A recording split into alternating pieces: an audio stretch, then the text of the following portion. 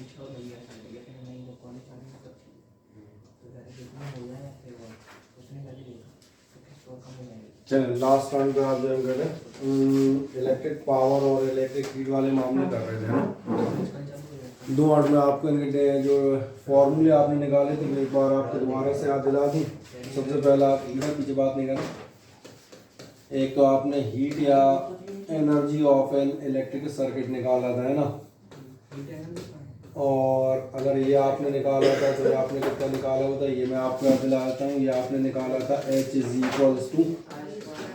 I²RT, चाहे तो आप ऐसे कह सकते हैं। फिर मैंने इसके आपको 2 तरीके और बताए थे। मैंने कहा था IRT है तो चाहे तो आप IR रख दें तो एक फॉर्मूला तो हो सकता है, इसी का दूसरा फॉर्मूला हो जाएगा आपका VIT। और फिर मैंने तीसरा कहा था कि आप इस I की जगह, कौन से I की जगह, मैंने कहा अगर इस I की जगह आप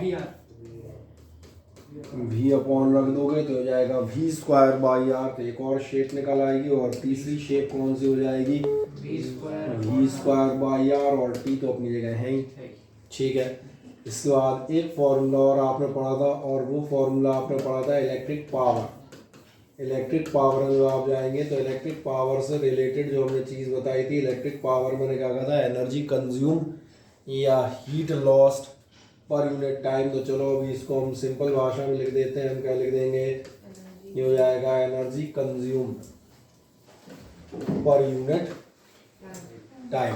और इसलिए जब आप पावर के फॉर्मूले निकालते हैं तो पावर के फॉर्मूले आपके कौन से थे, आप देखें ध्यान से, ये सारे एनर्जी या हीट के लिखे हैं, सब में डिवाइडेड बाई टाइम करते हैं और टाइम टाइम टाइम हटाते हैं और अपने आप तीनों मिल जाएंगे।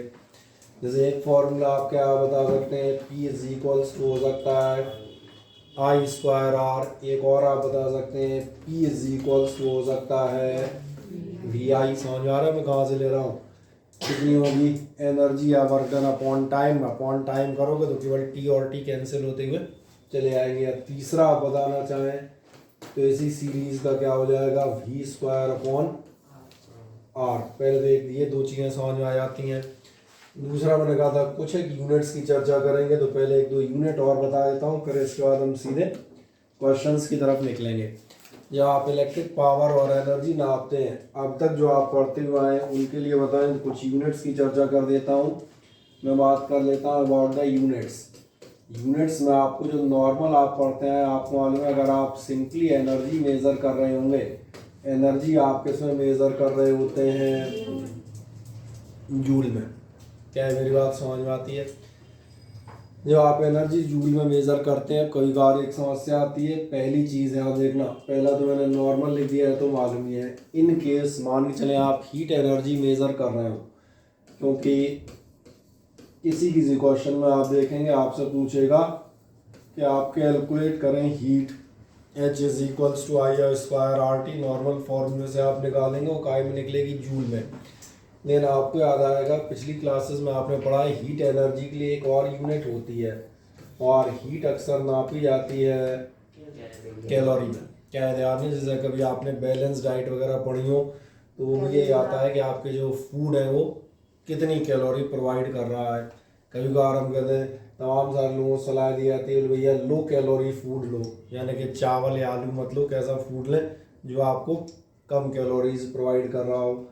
अब एक सवाल आता है, अगर हम कैलोरी में निकालेंगे और अपने आंसर आ रहे होंगे जूल में, तो क्या हम कैलोरी और जूल को कन्वर्ट कर सकते हैं?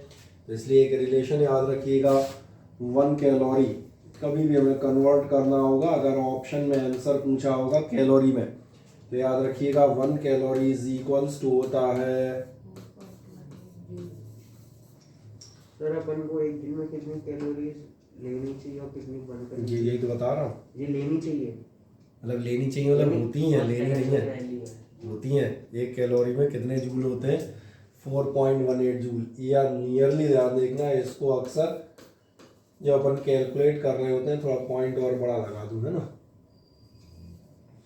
तो नॉर्मली ध्यान देखना हम क्या कर लेते हैं, हम कर लेते हैं 4.2 जूल। वो समझ में आ रहा होगा ऐसे क्यों कर लेते हैं। 4.8 से इतनी डिटेल कौन कैलकुलेशन करेगा, तो इन शॉर्ट क्या मान लिया जाता है, ये आप मान लेते हैं नियरली कितनी होगी, 4.2। एक तो हमने कहा ये छोटी छोटी चीज़ें यूनिट्स नोट कर दो, फिर एक यूनिट और बताते हैं, पहले आप इनको नोट कर दें 1 सेकंड में।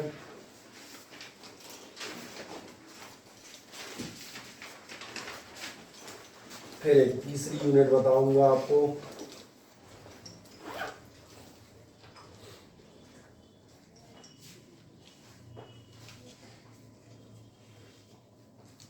और इसलिए चाहो तो मैं एक फॉर्मूला भी बता देता हूँ, ध्यान से देखो। अगर आप एच निकाल रहे थे, एच आप निकाल रहे थे, आई स्क्वायर आर टी लिख देता हूँ, मान चलो ये आपका काय में निकल रहा था, जूल में। आपका ध्यान जा रहा है। अगर आप इसे कैलोरी में कन्वर्ट करोगे तो इसका मतलब एच इज इक्वल्स टू कितना हो जाएगा, ये हो जाएगा I square R T upon 4.3 calorie.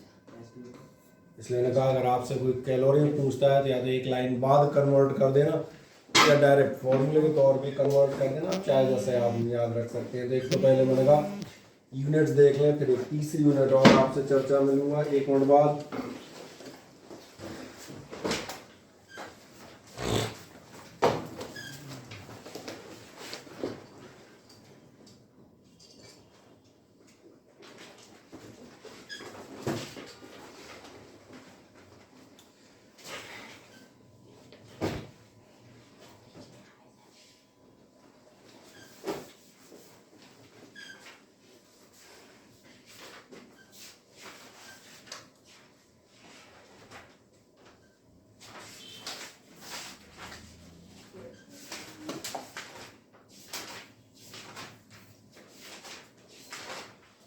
तीसरी चीज़ की बात करेंगे इस बार। तीसरी चीज़ आप जिस पे बात करेंगे, ये क्या कंप्लीट हो गया आपका। वो हम एक और चीज़ पे बात करेंगे, और ये मैं बात करता हूँ commercial unit of electrical energy. आखिरकार कमर्शियल यूनिट से हमारा क्या मीनिंग है। कमर्शियल यूनिट से हमारा एक बहुत सिंपल सा मीनिंग है, आपको ध्यान आ जाएगा। आपके यहाँ हम कहते हैं बिजली का बिल आता है, कभी आपने ध्यान दिया बिजली बिल में आपकी कितनी आपने इस महीने कंजम्पशन किया, ये काय में दिया होता है, यूनिट में दिया होता है। आप सही कह रहे हैं। एक्चुअली आप देखेंगे हमारा इलेक्ट्रिसिटी बिल आता है वो कभी जूल में नहीं आएगा। क्या आप देखें इस महीने हमने 100 जूल एनर्जी की खर्च की, या 500 की, या 5000 जूल की, आपका जो खुद का इलेक्ट्रिसिटी बिल आता है वो काय के टर्म्स में आता है, वो यूनिट के टर्म्स में आता है। तो सवाल आता है यूनिट होती कितनी है। ये जो आप यूनिट लेते हैं, आप देखना ये कौन सी यूनिट है, ये है कमर्शियल यूनिट। कमर्शियल यूनिट का मतलब समझ में आ रहा होगा जिसमें आप इलेक्ट्रिसिटी खरीद या बेच रहे होंगे। कमर्शियल माने तो मालूम है, कमर्शियल मतलब रिलेटेड विद द बिजनेस। अगर कमर्शियल में जाओगे तो ध्यान देखना कमर्शियल यूनिट होती है BTU, और BTU आपके लिए कहलाती है बेसिक ट्रेड यूनिट। ट्रेड माने मालूम है, हाँ ना बताएं क्या, बढ़िया। तो अपने आप समझ में आ गया होगा। बेसिक ट्रेड यूनिट की हम बात कर रहे हैं, BTU कहलाता है। शॉर्ट में आप उसे केवल यूनिट कह के काम चला लेते हैं, बाकी उसका पूरा नाम ये है। अब सवाल आता है यूनिट होती कितनी है। तो ये यूनिट कितनी होती है ये भी बताता हूँ। तो ये याद रखिएगा, जो आपकी यूनिट है, मैं सिंपल यूनिट लिख दूँ या BTU लिख दीजिएगा, कोई दिक्कत नहीं। ये होता है आपका 1 किलोवाट आवर। और अब आप सबके घर में ज़्यादातर घरों में मीटर लगा होगा, जहाँ मीटर की रीडिंग चल रही होती है उसके नीचे देखना है। तो रीडिंग चल रही होती है 2, 3, 4, 5, 6 पॉइंट, मान चलो कुछ भी, उसके नीचे देखना है kWh प्रिंट होता है। यानी जो आपकी रीडिंग आ रही है काय में आ रही है, इस यूनिट में आ रही है। और ये कौन सी यूनिट है, बेसिक ट्रेड यूनिट यानी किलोवाट आवर।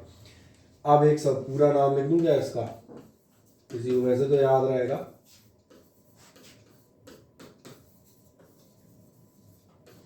अब सवाल बना किलोवाट आवर का मतलब क्या होगा, तो सिंपली पूछूंगा किलो मतलब ध्यान है,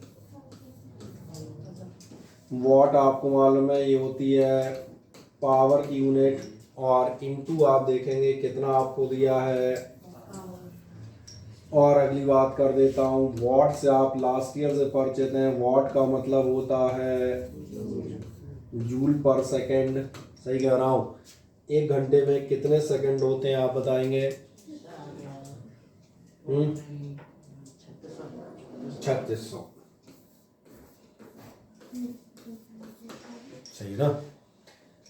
जरा ध्यान देखना तो अपने आप समझ में आ जाएगा कि आपका एक यूनिट या एक kWh लिख डालते हैं सीधा, ठीक है ना। एक kWh आप देखेगा कितना हो जाता है, ये हो जाता है 36 1 2 3 4 5 1 2 3 4 5 जूल, यानी आप कह सकते हैं 36 लाख जूल जब आपकी एक यूनिट बनती है आपके मीटर में, तो इसका मतलब आपने कितनी एनर्जी कंज्यूम कर ली है, आपने कंज्यूम किए 36 लाख जूल।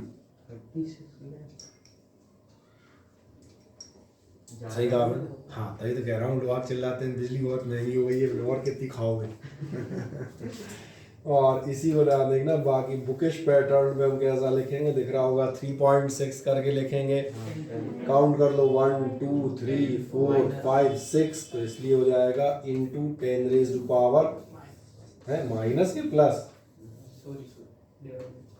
डिवाइड में थोड़ी है, इसलिए मैंने कहा ये वैल्यू निकल आएगी। इसको याद रखिएगा, कभी ऑब्जेक्टिव में या फिल इन द ब्लैंक में आ जाती है तो इसको आप डायरेक्ट दिखा देंगे कि 1 kWh कितना होता है, तो याद रखना 36 लाख, यानी एक्चुअली आप कह सकते हैं 3.6 into 10 raise to power 6 joule. और कभी एक या दो नंबर में आया तो आपसे निकलवाएगा, तो भी कुछ नहीं है, किलोवाट और आवर केवल उनकी वैल्यू रखनी है, वाट आवर की निकाल दें आराम से। यहाँ की कमर्शियल यूनिट हो जाती है। सर ऐसा ही बोलते हैं कि यूनिट यानी ऐसा 45 रुपये चल रही है, 20 रुपये, 5 रुपये नहीं, यूनिट जो है ये अलग अलग स्टेट बोर्ड पर डिपेंड करता है कि कितने रुपए में उन्हें बेचनी है या खरीदनी है। जैसे अपने अगर हम देखें जिस एरिया में अपन रह रहे हैं, यहाँ लगभग आपकी यूनिट 8 से 9 रुपए के बीच में रहती है। यानी एक यूनिट 8 या 9 रुपये, 8 या 9 रुपए की होगी।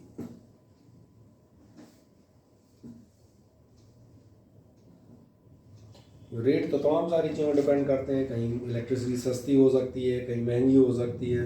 पहले सस्ती बिक सकती है, नहीं तो डिपेंड है ना, रेट एक ऐसी चीज़ है, वो एक अलग चीज़ आ जाती है। रेट में कुछ नहीं कह सकते, वो सस्ता महंगा अपने अपने अकॉर्डिंग हो सकता है ना।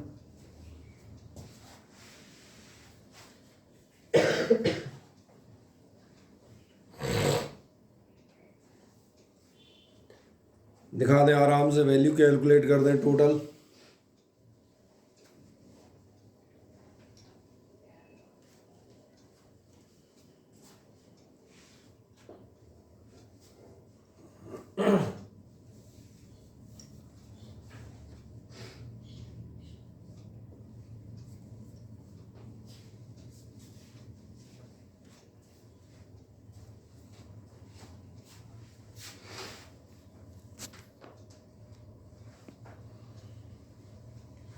बताएं हो गया कंप्लीट, कहीं कोई दिक्कत? नहीं सर।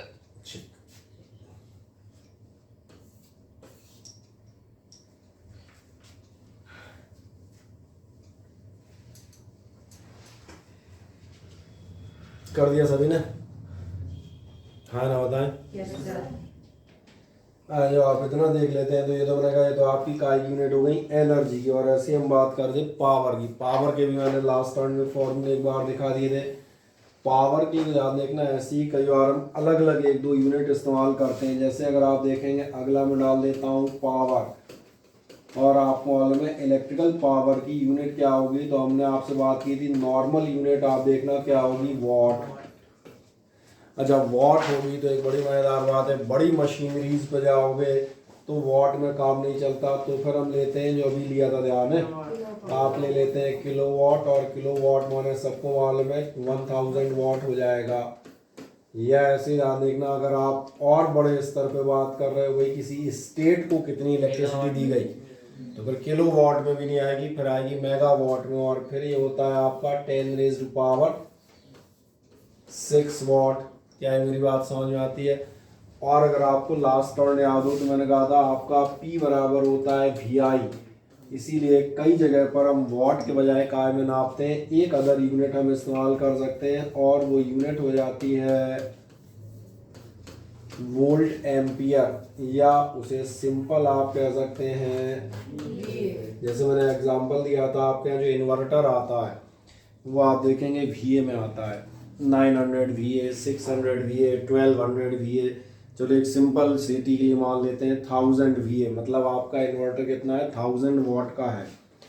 1000 वाट का मतलब इतने वो, फिर आप अपने फ़ैन के हिसाब से सिलेक्ट कर सकते हो। भैया हमारे 100 वाट के फ़ैन हैं, मान चलो मेरे यहाँ 50 वाट के बल्ब हैं या इतने वाट का ये, तो क्या उन सब का टोटल 1000 के अंडर है या 1000 के ऊपर जा रहा है, इस क्राइटेरिया पे आप अपना इन्वर्टर सिलेक्ट करते हैं। अगर उसके अंदर है तो बढ़िया है, और ऐसा लग रहा है इसके बाहर जा रहा है तो ध्यान जाएगा, ज़्यादा लोड उठाओगे तो ट्रिप हो जाते हैं, तो फिर इन्वर्टर आदि बढ़ा लेता है। तो डिपेंड करता है अपनी रिक्वायरमेंट के हिसाब से। तो एक यूनिट ये समझ में आती है, VA में भी दे दिया जाता है। और ध्यान देखना, इसी पावर की भी एक कन्वेंशनल यूनिट आती है, पुरानी यूनिट, और ये यूनिट आप देखेंगे एक और यूनिट में आपका ध्यान जाएगा। चलो पूरा नाम लिखता हूँ पहले इसका। ये यूनिट कहलाती है, ध्यान से देखना,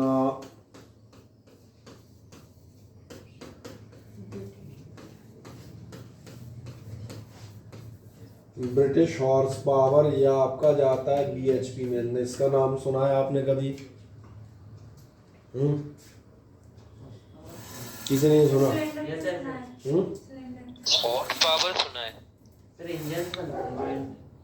दो जगह बता देता हूँ। आपने किसी के, हम कहते हैं गाँव में खेती है जिसके यहाँ पंप लगता हो, मोटर कौन सी मोटर लगवाते हो? कभी ध्यान दिया है? आदमी बताता है 1 हॉर्स पावर की है, 2 हॉर्स पावर की है, नहीं कहता? मुझे गाँव में रहती है, यही नहीं पता है? नहीं, उसका पूरा नाम है ब्रिटिश हॉर्स। जैसे अपन बिजली बिल कहते थे यूनिट में है, लेकिन एक्चुअली यूनिट पूरी क्या है, वो पूरा नाम है बेसिक ट्रेड यूनिट। अगर आप पूरा नाम देखना है BHP, तो आप एक काम कर लेना, किसी भी बाइक का विज्ञापन देख लेना, और बाइक का विज्ञापन देखते बताएगा, मान चलो फॉर एग्जांपल, सही कह रहे हैं, मान चलो बताएगा 120 cc, फिर बताएगा 9.1 BHP। तो चेक कर लेना, हर बाइक अपनी पावर ज़रूर बताएगी, और आप बाइक को उनकी पावर के बेसिस पे तो खरीदते हैं। भैया 9 BHP दे रही है, 10 BHP दे रही है, ये मान चलो 14 BHP दे रही है। माइलेज दूसरी चीज़ है, माइलेज ये बताता है कि कितने 1 लीटर पेट्रोल में कितने किलोमीटर तक चलती जाएगी। और एक मज़ेदार बात है, पावर और माइलेज, सीसी का फुल फॉर्म क्या होता है? CC का क्यूबिक सेंटीमीटर। चलो पहले तुम इसको लिख दो, फिर मैं इसको एक मिनट डिटेल में बता देता हूँ। तो ये तो मैंने, ये तो समझ में आ गया सर। टॉर्क न्यूटन मीटर में आपने 2 मिनट में देख बता रहे हैं, कहा ना 1 मिनट में। पहले आप उसको नोट कर दें, नहीं बीच में दूसरी चीज़ हो जाएगी, है ना। एक काम करते हैं, ब्रिटिश हॉर्स पावर लिख दें, और इसमें आप बताइएगा हॉर्स पावर भी कहलाती है शॉर्ट में, उसमें कोई दिक्कत नहीं है। कहीं HP या BHP लिखे हो, दोनों का मीनिंग एक होगा। और BHP या हॉर्स पावर होती है, ध्यान रखिएगा, ये आपकी होती है लगभग कहा जाए 750 वाट। 750 मान लें लगभग। और क्या चीज? 750 वाट।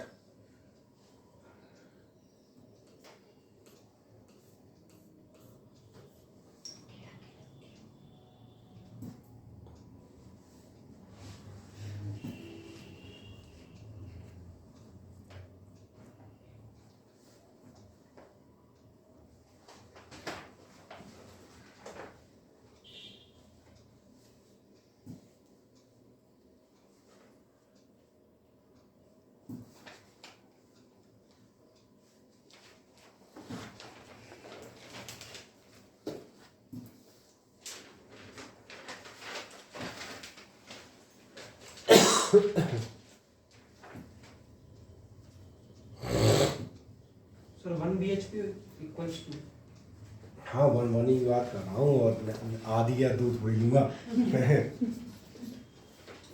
हाँ लेंगे 1.5 BHP का, आधी कह रहा भाई साहब 1 कितनी भी मैंने निकालो, जब लेंगे 1 ही लेते हैं।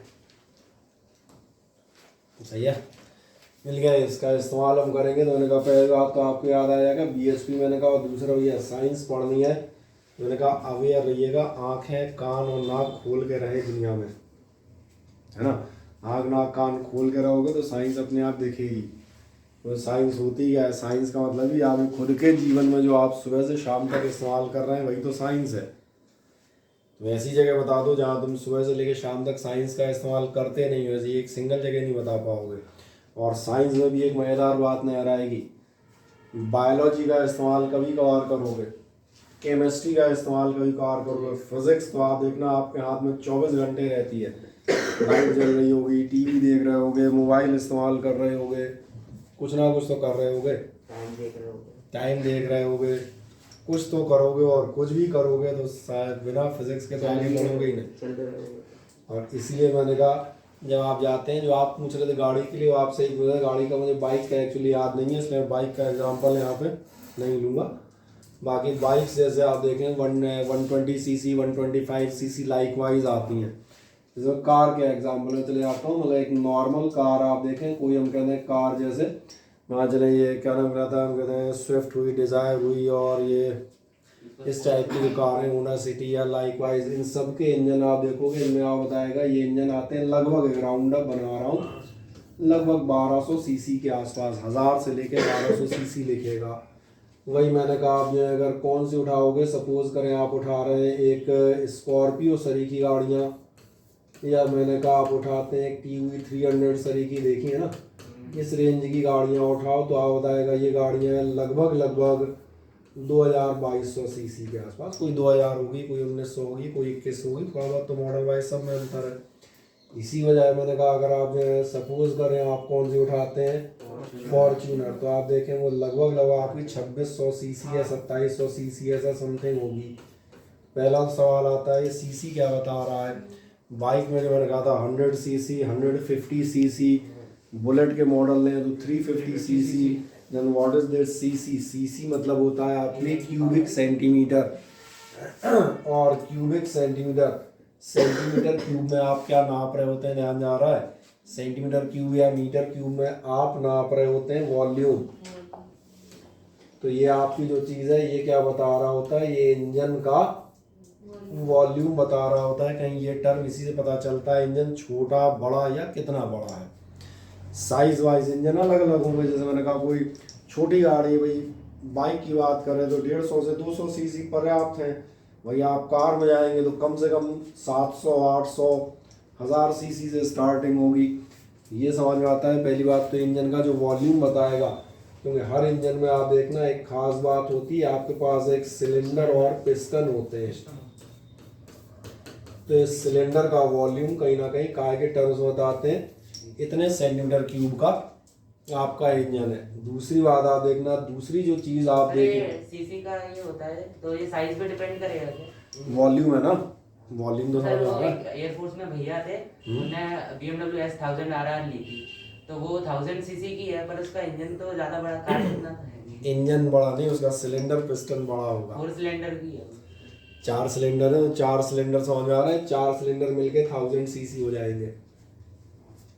और 4 सिलेंडर इसलिए क्योंकि आपको ये भी बताऊंगा, जब आप जाते हैं, जब आप ट्रैक्टर लेना, ट्रैक्टर या रेसिंग कार आप देखेंगे तो 4 या 6 सिलेंडर की आती हैं। क्यों आती हैं? अपने एक चीज़ और समझ में आएगी, वो जब आप अगले किसी वर्ष में मैकेनिकल इंजीनियरिंग की तरफ जाएंगे तो आपको समझ में आएगा कि एक ही इंजन को कितना बड़ा बनाते जाओगे, एक इंजन को ज़्यादा बड़ा नहीं बनाते। फिर ट्रैक्टर में क्यों नाम ले रहा हूँ, because they require more power, उनका इंजन और हैवी होना चाहिए। तो 4 सिलेंडर का ट्रैक्टर है, 6 सिलेंडर का की कार है, ये आपको रेसिंग कार में मिलेगा। ऐसे जो आप बात कर रहे हो वो आप सही कह रहे हैं। जो बाइक्स हैं, कहते हैं रेसिंग बाइक टाइप आएंगी, स्पोर्ट्स बाइक, हाँ, वो आपके जो है कितने में आएंगे, वो 800 सीसी 1000 सीसी। तो ये पहली चीज़ है। और ये क्या बता रहा होता है, ये कहीं ना कहीं इस सिलेंडर पिस्टन का बता रहा होता है क्यूबिक सेंटीमीटर में वॉल्यूम, क्योंकि सेंटीमीटर क्यूब में मालूम है वॉल्यूम ही होता है किसी भी चीज़ का। पहला टर्म क्लियर हो जाता है।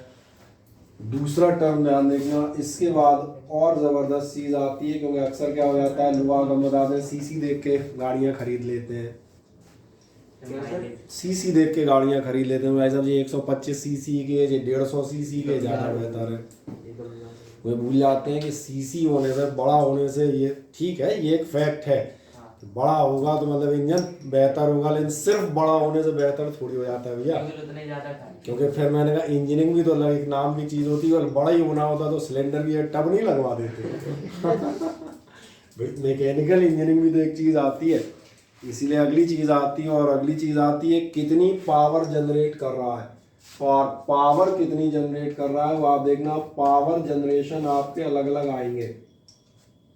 जैसे मैं बाइक की बात कर रहा था, बाइक में अगर आप देखेंगे, बाइक में आप देखेगा 9 से 15 bhp लिखा होता है।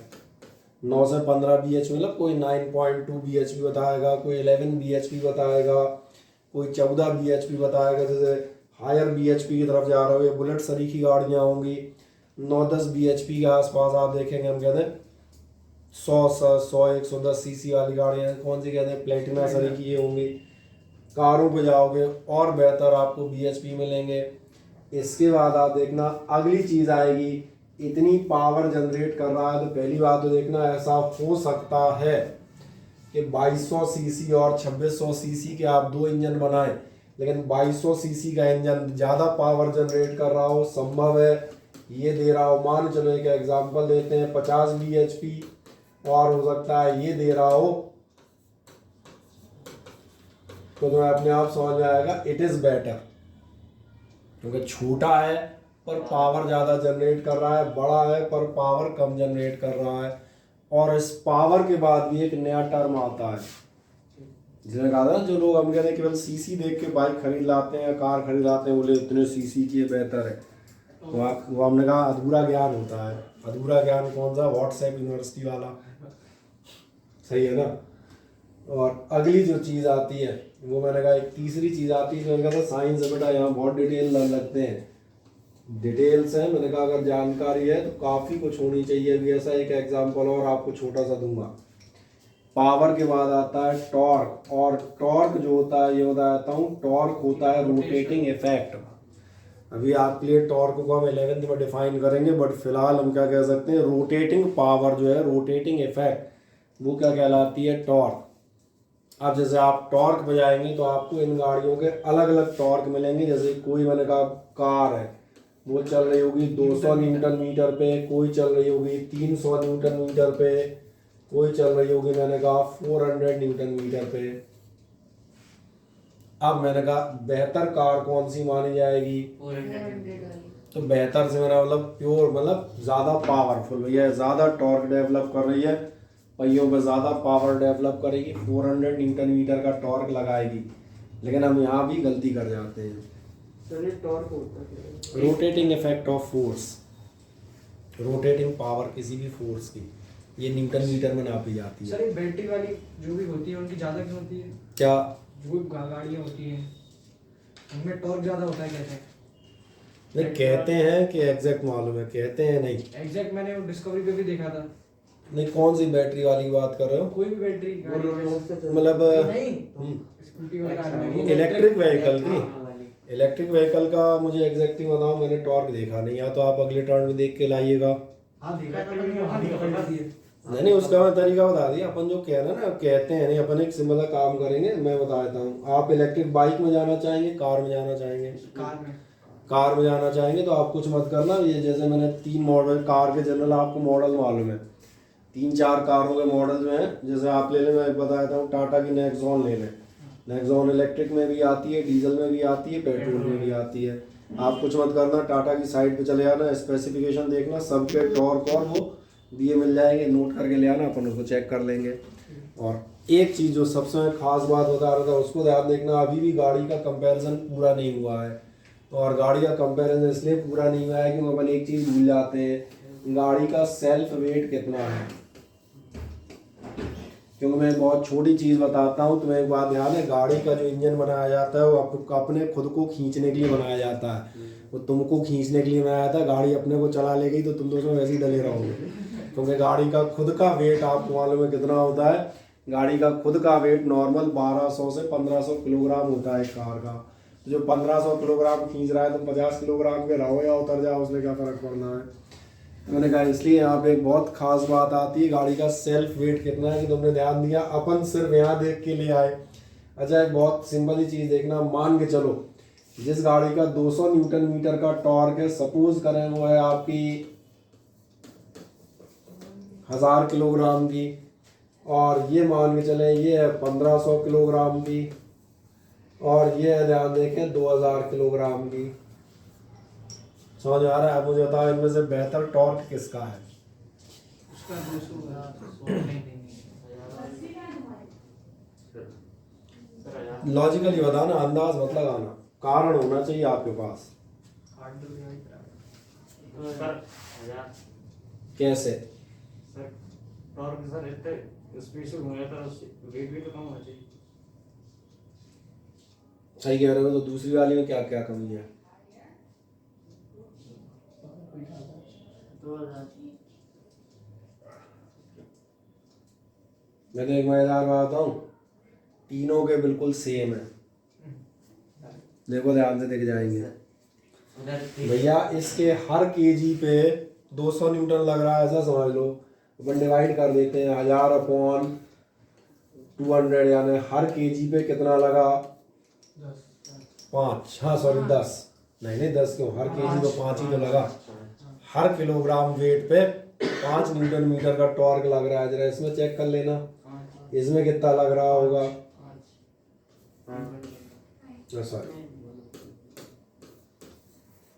अभी नहीं देखा, इसमें भी 5 ही लग रहा है। इसीलिए जिसने गाड़ी डिजाइनर है उसने यही तो देखा है, उसने कहा भैया 1000 केजी की गाड़ी है, उसका काम 200 न्यूटन मीटर चल जाता है। बोले मेरी गाड़ी 300 किलोग्राम की है, सॉरी 1500 किलोग्राम की है, मुझे उसके बराबर पे आने के लिए, मुझे क्या करना पड़ेगा? 300 न्यूटन मीटर डेवलप करना पड़ेगा, तब एक्चुअल रेशियो निकलेगा। और सोचो गाड़ी खराब कब हो जाती? अगर मान चले हम यहाँ केवल इतना कर देते, सपोज करें, नहीं 1 जीरो तो बढ़ा ही नहीं सकते, 1 जीरो कैसे बढ़ जाएगा? गाड़ी बेटा 20,000 किलोग्राम की गाड़ी टैंक थोड़ी बना दो, ये कैसी बात कर दी? इसने कहा था फिजिक्स से सोच के बोलना क्या बोल रहे हो। मैंने कहा 400 न्यूटन मीटर और 2000 किलोग्राम की, इसका भी आप देखना अभी कितना आ रहा है, अभी 5 आ रहा है, अभी 5 ही आ रहा है ना। मैं इसको एक काम कर देता हूँ, इसको 2200 किलोग्राम कर देता हूँ, सिर्फ 200 किलोग्राम बढ़ा देता हूँ। आप देखो ध्यान से, पहली बार देखने में गाड़ी बड़ी पावरफुल नजर आएगी, ऊपर से अगर आप देखेंगे तो कैसी नजर आएगी? सबसे पावरफुल यही आएगी। जबकि आप देखना हकीकत में कमजोर गाड़ी है, इसका पिकअप नहीं मिलेगा आपको, जो इसका मिलेगा उसका कभी नहीं मिलेगा। कारण समझ आ गया क्यों? ये हर केजी पे 5 लगा रही है, वो हर केजी 5 से कम लगा रही है, जितना भी हो 4 पॉइंट समथिंग आएगा। मैंने इसलिए कहा, यही कहानी आप याद देखना कब गड़बड़ हो जाती है, जब आप मोबाइल का कैमरा लेने जाते हैं, मोबाइल का कैमरा लेने जाते हैं, लोग आप बताते हैं मेरा 24 MP का है, फिर आज बताता है मेरा 48 MP का है, एक बताता है मेरा भाई साहब 64 MP का है। 105 सही है। तो तुमने कभी ध्यान दिया है DSLR देखें? 16-17 MP DSLR बेटा 16 से 20 MP पे चलते हैं, और खूब अच्छे से मालूम है DSLR की क्वालिटी से 10 गुना ज़्यादा होती है। तो मैंने कहा था ना, जो अपन देखते हैं सिर्फ ये, भाई अब बोले तुम्हारा फ़ोन 48 मेगापिक्सल, बोले मैं 64 लाऊंगा। ये भूल जाते हैं जो 20 मेगापिक्सल वाला होगा तुमसे बेहतर फोटो निकालेगा, क्योंकि अभी भूल जाते हैं यही साइंस है कि यहाँ सब कुछ बैलेंस होना चाहिए, हर चीज का एक प्रॉपर प्रोपोर्शनल लगेगा। 48 मेगापिक्सल का होता नहीं है जी 48 मेगापिक्सल का रियल में होता नहीं है। नहीं बिल्कुल होता है, क्यों नहीं होता? क्लैरिटी का डिफरेंस क्या होता है? मैं तुम्हें ये नहीं मालूम ना मेगापिक्सल होते क्या है? तुम सब 48 मेगापिक्सल वाले कैमरा छोड़ के 64 मेगापिक्सल वाला कैमरा खरीदोगे फोन में, अगर तुम्हें कहा जाए फोन खरीदना है, हाँ या ना? खरीदोगे ना। और मैंने कहा तुम में से किसी को भी 64 मेगापिक्सल का मतलब क्या होता है ये नहीं मालूम, इसलिए ये अज्ञानता ही तुम्हारे साथ दिक्कत है। जो भी आप करते हमने सुना है, अपन क्या है सुन लेते हैं, और सुनने के बाद अपन अपनी बढ़िया बुद्धि लगाते हैं, जी 48 जी 64 ज़्यादा कम पैसे में ज़्यादा मिल रहा हो तो हिंदुस्तानी बेटा वो आदमी फोकट में गोबर भी मिल रहा हो ना तो भी बंद जाता है, बोले ये सही है। ये प्रवृत्ति है हमारी हमेशा से, इसलिए मैंने कहा अगर ये जानना है कि भैया 24, 48, 64 में क्या बेहतर हो क्या है, तो सबसे पहले ये देख के आना मेगापिक्सल होते क्या है, अपने आप समझ में आएगा। पिक्सल वो स्क्रीन में भी होते हैं ना, लाइट एमिट पिक्सल ये होते हैं, लाइट एमिट पिक्सल ये इसलिए होते हैं कि ध्यान देखना कोई भी जो चीज़ बनती है वो आप समझ में आ गया। जैसे फॉर एग्जांपल हमें एक लाइन खींचे अगर, मान चले हम लाइन खींचते हैं तो हकीकत में अगर लाइन आप देखेंगे, लाइन क्या होती है, तमाम सारे पॉइंट्स का टोटल होती है। जैसे मैंने दूर दूर इसलिए खींचे हैं कि आपको बिल्कुल साफ समझ में आए। जो हकीकत में लाइन नजर आती है आपको स्क्रीन पर, लाइन होती ही नहीं है। ये डॉट क्या कहलाते हैं, डॉट कहलाते हैं पिक्सेल्स। और मेगा पिक्सल ये बता रहा होता है कि 1 स्क्वायर इंच में कितने पॉइंट हैं। अगर ये पॉइंट ज़्यादा होंगे, यानी पॉइंट ध्यान देखना क्लोज होंगे, तो आपको नजर आएगा ये जो लाइन है एकदम दिख रहा है, आप इस लाइन को ध्यान देखें, एकदम लाइन जैसी नजर आ रही होगी। और इसी आप ध्यान देखना, अगर ये पॉइंट दूर दूर होंगे तो आप देखना ऐसे अपन कहते हैं पिक्सल फटना है। किसी फोटो को आप जूम कर दें, हाँ ध्यान दिया, अलग अलग दिखने लगती है। क्यों अलग अलग दिखने लगी? क्योंकि सारे पॉइंट, तो जितने पॉइंट क्लोज होंगे, जितने पॉइंट डेंसर होंगे, उतना ही बेहतर उसका इंप्रेशन आएगा। समझ में आ रहा है? स्केच बनाने वालों ध्यान दिया होगा, पेंसिल वगैरह स्केच बनाते हो क्या होते हैं, डॉट डॉट ही तो होते हैं। प्रिंट जो फोटोज होती हैं उनको आप कर लो, अपने आप देखेगा, जैसे ही आप जूम करोगे आप नजर आने लगे डॉट डॉट डॉट अलग अलग होते हैं। इसलिए बात करते हैं ये पिक्सेल होते हैं। ठीक है, पिक्सेल से क्वालिटी नियंत्रित होती है, ये बात सही है, लेकिन not only by the pixel. जो कह रहा था सिर्फ और सिर्फ पिक्सल से डिनोट नहीं करती। जब आप कैमरे में जाएंगे तो आप बताएगा F नंबर होता है, आपको बताएगा लाइटनिंग कंट्रोल होता है, and number of things are there. Sensor quality होती हैं, आपसे जो लाइट रिफ्लेक्ट हो गई है येलो कलर की है, वो कौन सा येलो सेलेक्ट करता है, उसके लिए सेंसर भी तो लगेंगे। क्योंकि आपने ध्यान दिया होगा अलग अलग कैमरों से फोटो खींचे तो एक खास बात समझ में आएगी, जो आदमी लाल शर्ट पहने हैं वो 3 अलग अलग कैमरे, तीनों उसको अलग अलग टाइप का लाल दिखाते हैं। तीनों रख के देखना, अंतर दिखने लगेगा। जैसे फोन में अलग दिखा था, कैमरे में 3 अलग अलग फोन जो है आप देखना रेड कलर में अंतर दिखेगा। और कैमरा से तो फोन ही कह रहा हूँ, 3 अलग अलग कंपनियों फोन रख लेना, तीनों के रेड कलर में अंतर दिखेगा। इसका मतलब सेंसर की क्वालिटी अलग अलग है कहीं ना कहीं। तो मैंने कहा केवल पिक्सल पे नहीं डिपेंड करता, जो अपन जहाँ पे एक झूला पिक्सल वाला कैमरा दे दो है ना। इसीलिए जो आप बात कर रहे हैं इसलिए डिटेल में कर दी। जो अभी टोका था भैया, साइंस में क्या है, अधूरा ज्ञान लेके मत जाए। अधूरा ज्ञान क्या कहलाता है? ये अकेला देखा कौन सी गाड़ी, बोल भाई साहब 200 सीसी वाली दे दो। ये भूल गए 200 सीसी के साथ ये भी चेक करें कि उसका टॉर्क और उसका वेट क्या कह रहे हैं, ये भी तो देखें। ठीक है ना। चले एक हम जो बात करें, बता दे। हर कंपनी बेटा पूछने पे सेल्समैन भले ही बताना होता है, हर कंपनी अपना स्पेसिफिकेशन का कार्ड देती है आपको। आप वेबसाइट पे चले आए, पूरे टेक्निकल स्पेसिफिकेशन एक एक चीज़ डली होती है, जो जो आप पढ़ना चाहें। किसी भी आप कंपनी में देख लेना, किसी भी उपकरण में सारी चीज़ें ओपन की जाती हैं। वेट इतना है, ये इतना है, टर्निंग रेडियस इतनी है, व्हील का साइज़ इतना है, ये इतना, हर चीज़ आपको एक एक चीज़ बताएगा सारे। ये तो समझ में आ जाते हैं जनरली, हमने कहा जो बात कर रहे थे। तो अब ये यूनिट्स आपको क्लियर है। अब एक काम करेंगे, छोटे छोटे कुछ क्वेश्चंस आपसे करा लेते हैं। ध्यान से देखें, छोटे छोटे क्वेश्चन में एक छोटा क्वेश्चन देखें, और ये आपसे कह रहा है पहुँच एक मंजिल के नाम चमक कहाँ तक चमक रहा है देखना। ठीक ओके, देखें ध्यान से, कहता है current of 4 ampere passes through a resistance of 100 ohm for 15 minutes, calculate the heat produced in calories. आपको हीट प्रोड्यूस कैलकुलेट करनी है, काय में कैलकुलेट करनी है, कैलोरीज में करनी है। फिर मैंने कहा अगर फिजिक्स से न्यूमेरिकल करने हैं तो एक साधारण सा काम कीजिएगा। क्या कह रहा है? करंट ऑफ 4 एम्पियर क्या दिया है, दिख रहा है, यही लिखते आ रहे हैं तो सामने ही। क्या कह रहा है? Passes through a resistor of, क्या है दिख रहा है, रेजिस्टेंस दिया हुआ है। और आगे चले आए फॉर 15 मिनट, यानी आपको टाइम दिया है। और एक मजेदार बात, जो आप टाइम लेंगे तो 15 मिनट नहीं रहेगा, सेकंड में कन्वर्ट हो जाएगा। और क्या जानना चाह रहा है? हीट प्रोड्यूस जानना चाह रहा है इन कैलोरी।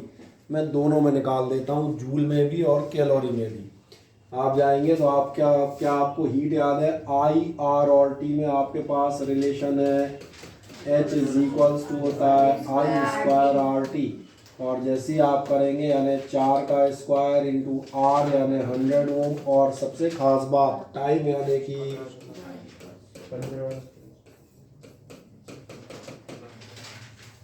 और ये जो निकलेगा ये अभी आपसे थोड़ी देर पहले आप देखें आपने लिखा ये काय में निकलेगा जूल में। समझ में आ रहा है? अगर आप कैलोरी में निकालना चाह रहे हैं तो आप क्या करेंगे, आप बताएंगे एंड H बराबर ये तो दिन दिख रहा है जो भी इंटू आएगा, याद करो बिल्कुल सही कह रहे हो, डिवाइडेड बाई 4.2 बराबर कैलोरी। आराम से कर दें क्वेश्चन फुर्ती से, 1 मिनट में फिल इन द ब्लैंक घर पे कर लीजिएगा, उसमें कोई मानता नहीं है क्योंकि अब 10th वालों को ही भरना सिखाएंगे। सेकंड में कन्वर्ट किया कौन सा कर तो दिया कब वो 15 में into 60 तो है। सॉरी मिनट था ना 15 मिनट। तो 14,40,000। कौन सा ये वाला? हाँ ठीक है कोई दिक्कत नहीं, वो आप निकाल सकते हैं आराम से, मैंने वैसे ही छोड़ दिया इसीलिए। 14 लाख को ज़्यादा हो रहा है यार सर। 900 तो ये हो जाएगा 900 9,000 90,000। ठीक है सही कह रहे हो। और 415। 90,000 इंटू 16 सर 14440 और उसके बाद 4 जीरो, सही कह रहा है यही हो गया। और बाद में उसके बाद आप 4 पॉइंट डिवाइड कीजिएगा तो यहाँ पर कैलोरी में निकल जाएगा। ठीक है हो गया कंप्लीट।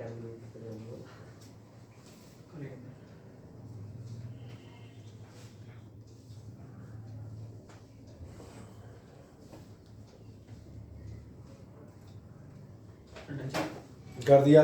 चले एक नेक्स्ट देखें ज़रा। नेक्स्ट है आपका 12 वोल्ट बैटरी कनेक्टेड। अगला आपसे कह रहा है आपने 12 वोल्ट की बैटरी कनेक्ट की है और 12 वोल्ट की बैटरी कनेक्ट की है कहाँ से, एक बल्ब से। The battery sends a current of this much ampere. और बैटरी क्या कर रही है, इतनी करंट भेज रही है। दो बातें आपको मिलती हैं। पहली बात आप देखना आपको मिल जाता है 12 वोल्ट बैटरी, यानी ध्यान देखें आपको भी गिवन है। और जरा देखना to a bulb the battery sends a current of 2.5 ampere, यानी आप देखें आपको आई गिवन है। Calculate the power delivered. अगर आप इसमें पावर निकालना चाह रहे हैं तो पावर कैसे निकलेगी, पावर ऐसे निकलेगी कि आप निकालेंगे P इक्वल्स टू वी आई। नहीं आया अभी समझ में? और क्वेश्चन लिखने की कोई जरूरत नहीं, क्वेश्चन का ही उतार रहे हो। क्वेश्चन बेटा उतारने में उसको समझो, ऐसे 50 क्वेश्चन आएंगे तो अभी शीट वीट देंगे उसमें वैसे ही मिल जाएंगे। अगर आप कर ले गए तो हो गया, और आप लिखते रहो, लिखने से कुछ नहीं होना। लिखने को तो मैं बता दें कोई भी एक एस चांसरी की बुक ले लो, 60-70 एग्जाम्पल में होगी। सही कह रहा हूँ ना? इसलिए बहुत ध्यान देखें, मुझे करते ही देखें, ज़्यादा है तो केवल एक लाइन में हिंट दे देंगे। क्या करेंगे, 12 वोल्ट बैटरी और करंट इतनी दी है तो calculate P equals to V I. ये समझ में आता है मैंने क्यों लिया और मेरा अंदाज है, इसीलिए आप ध्यान देखना मैं आगे सॉल्व भी नहीं करता क्योंकि मेरा काम इंटू, इसमें कहा अपन फिजिक्स पे कंसंट्रेट करें ना, आगे 12 इंटू इतने पे करंट आप निकाल ही लोगे 2.5 एम्पियर बराबर, मैंने कुछ ना कुछ आ जाएगा। ठीक है, अब अगला था एनर्जी ट्रांसफर। ये पार्ट ए था।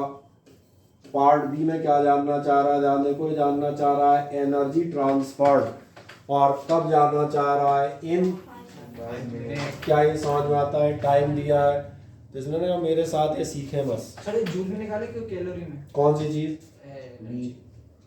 कौन सी चीज बी? अगर कुछ नहीं दिया तो फिर आप उसमें निकालेंगे सिंपल जूल में। अगर कैलोरी में निकालना होगा तो आप बिल्कुल बताएगा कि इन टर्म्स ऑफ कैलोरी आपको करना है। और अब मेरा सवाल एनर्जी ट्रांसफर आप कैसे निकाल सकते हैं। एनर्जी का फॉर्मूला ध्यान देखना आपको यहीं से याद आ जाए, पावर वी आई है तो इसलिए एनर्जी बराबर कितनी होगी, सिंपल, इसी को याद दिला देता हूँ। याद आ गया, पावर टाइम डिवाइड करके आती थी, एनर्जी टाइम से इंटू करके आ जाएगी। क्योंकि अगर ये एनर्जी है तो ये पावर होती थी तो उल्टा आ जाओ। और मेरा अंदाज है वी और आई का इंटू तो तुम्हारा निकल ही पड़ा है। ज़्यादा हो तो एक बार फिर लिख देंगे, कितना लिख देंगे जो भी हो 30 वॉट। ठीक है। और सबसे खास बात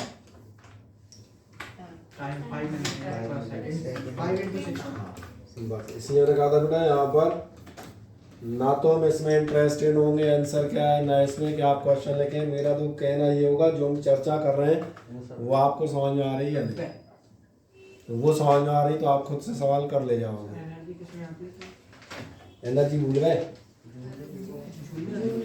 जूल पर सेकंड है, जूल पर सेकंड में पावर आती है बेटा, जूल 90 जूल। ठीक है।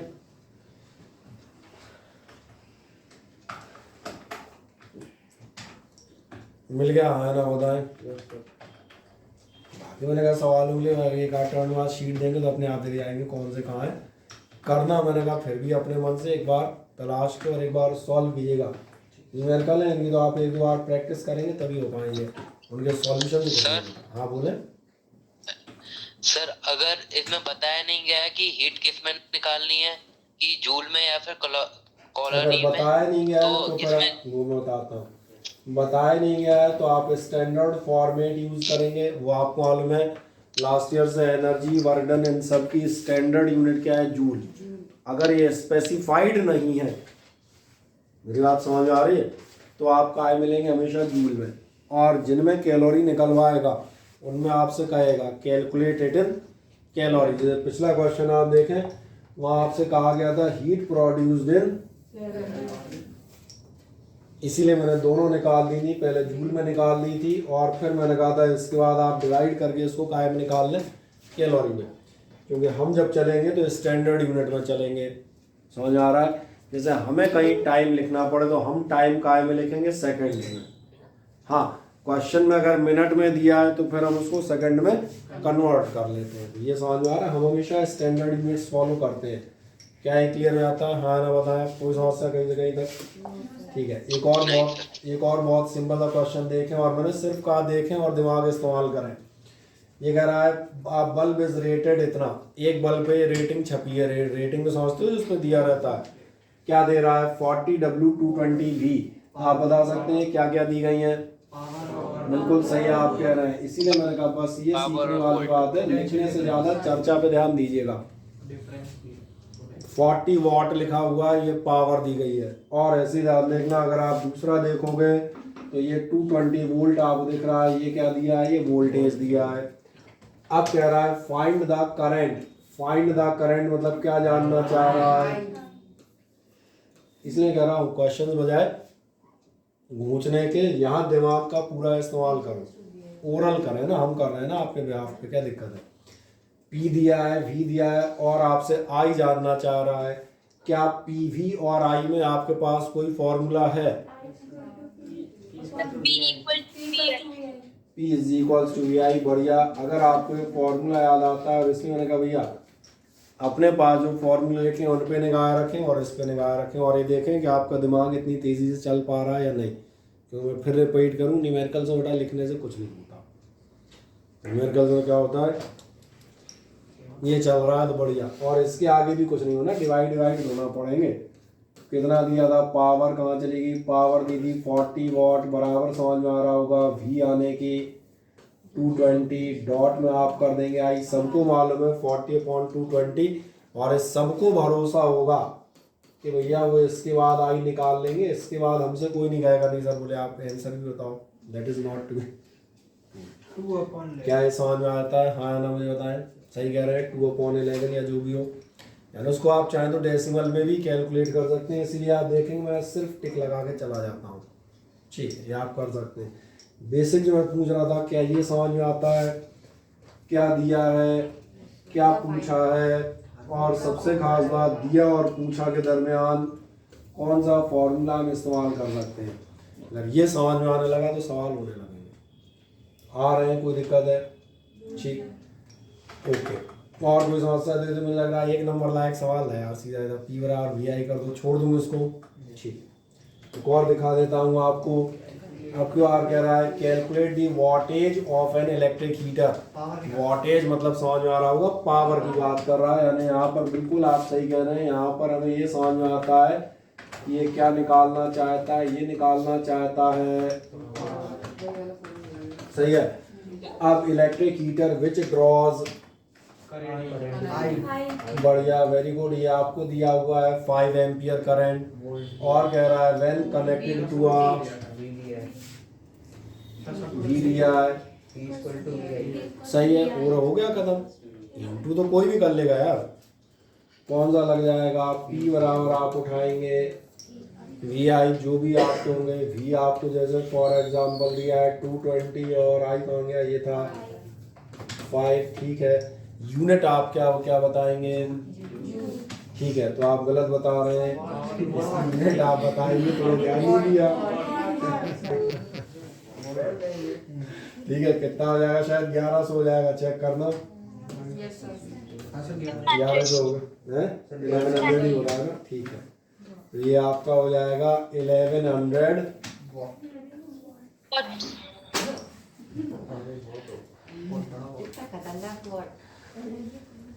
बेटा। जब तुम्हारे दिमाग में छोटा नहीं घूम रहा तो बड़ा इतना दिमाग का, अगली बार इतना बड़ा लिखूंगा भैया आप तो आ जाए।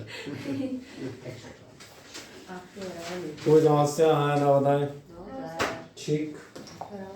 और एक देख लेते हैं, ये कह रहा है 2 identical resistances are connected in series. पहले 2 आपके पास रेजिस्टेंस थे, उनको आपने कनेक्ट किया है सीरीज में। क्या इतनी लाइन समझ में आती है, इन्हें battery of potential difference V for time t, एक V वोल्ट की बैटरी से t टाइम के लिए। फिर आपने क्या किया, the resistors are later connected in parallel, फिर आपने उसके बाद पैरेलल में कनेक्ट किए, सेम उसके लिए। अब कह रहा है compare the heat produced in the 2 cases, दोनों केसेस में आप हीट प्रोड्यूस्ड का कंपैरिजन करें। अब मैं आपको देता हूँ 45 सेकंड इस सवाल को लिख लें, इसको लिख लें, ये लिखने लायक, क्या लिखने लायक तो बता देंगे। हालांकि उसमें कोई खास दम नहीं है, बहुत छोटी सा सवाल है, सिंपल सा। और ऑनलाइन वालों नजर आ रहा है साफ साफ, क्यों पढ़ूं।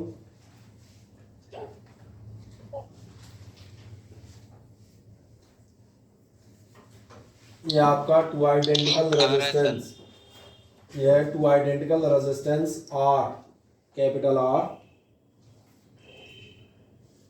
Are connected in series. चलो मैं बोल देता हूँ, 2 identical resistance capital R connected in series with a battery of V, ठीक है, शॉर्ट कर दिया, with a battery of V volt for time t, battery of V volt for time t,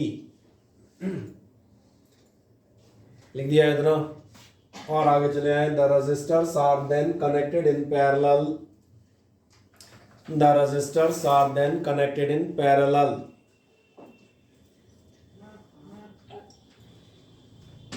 with the same battery for time t, connected in parallel with the same battery for time t. Compare the heat produced in the 2 cases, compare the heat produced in the 2 cases। आपको heat produce है वो दोनों cases की आपको comparison करना है। आए देखें ध्यान से, कुछ नहीं करना है, बहुत सिंपल है। पहले क्वेश्चन को समझे, 2 रेजिस्टेंस आ रहे हैं, पहले आपने एक बैटरी से सीरीज में लगाए। जब आप सीरीज में लगाएंगे, अरे तुम्हें क्वेश्चन नहीं लिख पाया, मैंने बोल तो दिया पूरा का पूरा। अरे अब क्या थोड़ा सा रह गया यार, मैंने पूरा बोल दिया। आज सबसे पहला आपको बताएगा, ध्यान देखना, जब हम जाते हैं मैं पहले लिख देता हूँ इन सीरीज। क्या आपको ऐसा समझ में आता है, सीरीज में अगर आप 2 रेजिस्टेंस लगाएंगे तो उनका आर सीरीज बराबर होगा R प्लस आर बराबर 2R, हाँ ना बताएं। आप देखें ध्यान से, अब आपको चाहिए हीट, H1 मान लेता हूँ, H1 समझ में आ रही है पहली बार की, क्या होती है H की आपकी, ये होता है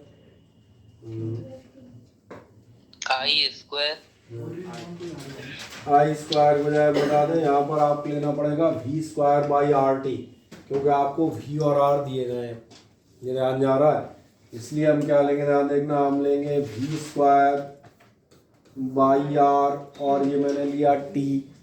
जब आप लेंगे तो ये आपका कितना हो जाएगा, चलो फिर से लिख दूंगा एक बार और नीचे लिख देता हूँ अलग से, ताकि कोई दिक्कत नहीं हो। यानी आपका हम कहते हैं H1 बराबर कितना हो जाएगा, H1 बराबर होगा V स्क्वायर T अपॉन अपना रेजिस्टेंस कितना आया है 2R। इसको मान लें इक्वेशन नंबर फर्स्ट। चले आए 3 लाइनें इन सीरीज,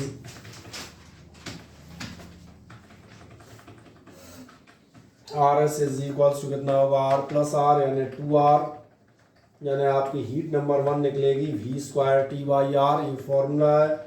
तो आप कह सकते हैं V square t by 2R।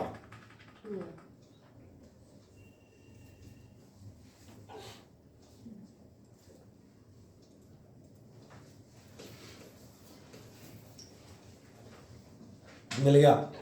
अब ऐसे आप नंबर पी जाएं। अब आप जाएंगे इन पैरेलल में। आपको ध्यान है अगर दो रेजिस्टेंस एक जैसे लगा रखे हैं तो ये हो जाएगा R/N यानी कि R/2। अब फिर अगली बार जाएंगे H2 बराबर आपका कितना होगा, ध्यान देखना ये भी होगा वही V square t by R. अब ध्यान देखना जब R रखोगे तो ये कितना हो जाएगा, यानी एक्चुअल आपको मिलेगा 2V².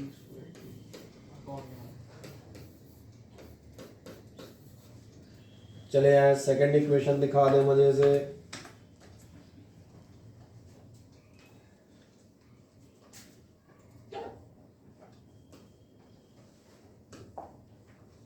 मिल गया। अब सबसे बड़ा सवाल वो कह रहा है compare the heat produced in the two cases. Compare का मतलब मैं क्या करूं, कंपेयर मतलब क्या करेंगे, दोनों के इक्वल में रख दो, दोनों को इक्वल कर दें। तो भैया कंपेयर कहाँ हुआ है, दोनों दोनों बराबर कर दी, दोनों बराबर होंगी क्या, तो तभी तो कंपेयर होगी। बेटा दोनों बराबर कर देंगे। कंपेयर कैसे होगा, जैसे मैं आपसे पूछता हूँ एक आदमी के पास 2 आम है, एक आदमी के पास 4 आम है, कंपेयर करो तो क्या बताओगे, 2 बराबर 4 जी कैसा कंपेरिजन हुआ है। बढ़िया। अब मुझे बताएं पिछली क्लासेस में किसी ने एनसीईआरटी पढ़ी है। एनसीईआरटी में बड़ा एक चैप्टर हुआ करता था कंपेयरिंग क्वांटिटीज, मैं ऐसे याद दिला देता हूँ। और कंपेयरिंग क्वांटिटीज का मतलब ही आपको ये चैप्टर बताता है, और ये चैप्टर एक आध साल नहीं ना 2-3 साल रहा है। ये चैप्टर बताता था अगर आपको दो चीज़ों का कंपैरिजन करना है तो आपको उनका रेशियो निकालना पड़ेगा। जो कहता है एक आदमी के पास 2 आम है और दूसरे के पास 4 आम है, इसका मतलब ये एक के पास दूसरे से डबल है या पहले के पास दूसरे से आधे हैं। और जो भी केस आपने आप निकाल के आ रहे हैं दोनों का रेशियो निकाल रहे हैं, यही तो कंपैरिजन होता है। कंपैरिजन का मतलब और क्या होगा, तुलना। कंपैरिजन मतलब समझते हो ना, मेरे पास आपसे 2 गुने हैं, 3 गुने हैं, 4 गुने हैं, 10 गुने हैं, या उल्टा आधे हैं, चौथाई हैं, 1/10 है, जो भी हो वो तो निकलने पे आएगा। इसलिए मैंने कहा कंपेयरिंग क्वांटिटीज का चैप्टर आपने नाम अच्छे से नहीं पढ़ा मुझे लग रहा है ना और इसलिए आप बताएंगे एक सिंपल चीज़, क्या बताओगे, ये हो गया कंपैरिजन। कितना हो गया, H1/H2 कितना हो जाएगा, H1 आपको दिया है V square t by 2R और टी लंबा कर दूँ थोड़ा है ना, और अपॉन में क्या होगा H2 यानी कि 2V square t by R। तो बताएं H1/H2 कितना आएगा है, सर V² T से V² T कट जाएगा, टोटल बताओ कितना आएगा।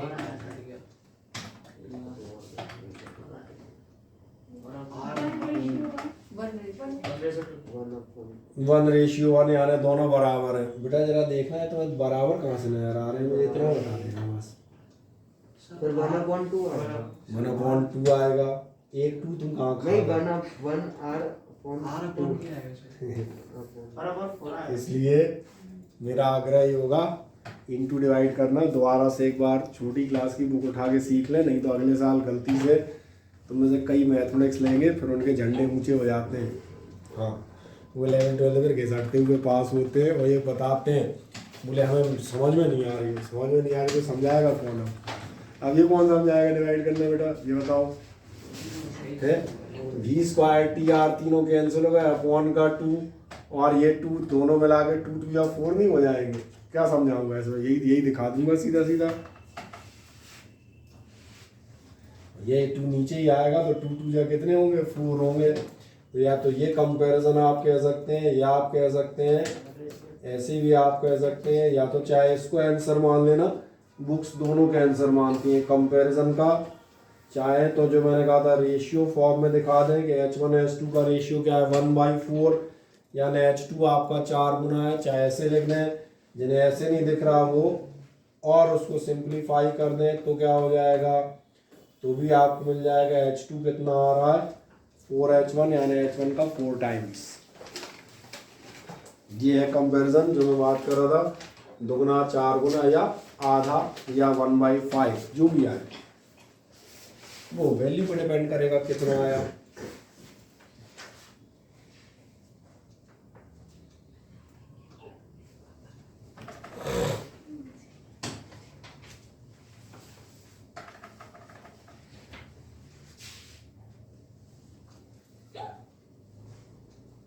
तो मिल गया 1/4 के, अभी याद होगा 4 2 8 यही चल रहा है।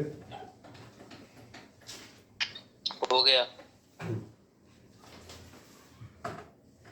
निकाल दें H1/S2, आप 1/4 निकालिएगा, अगली बार आप चले जाएंगे S2 = 4H1। सही है, लिखा देना participants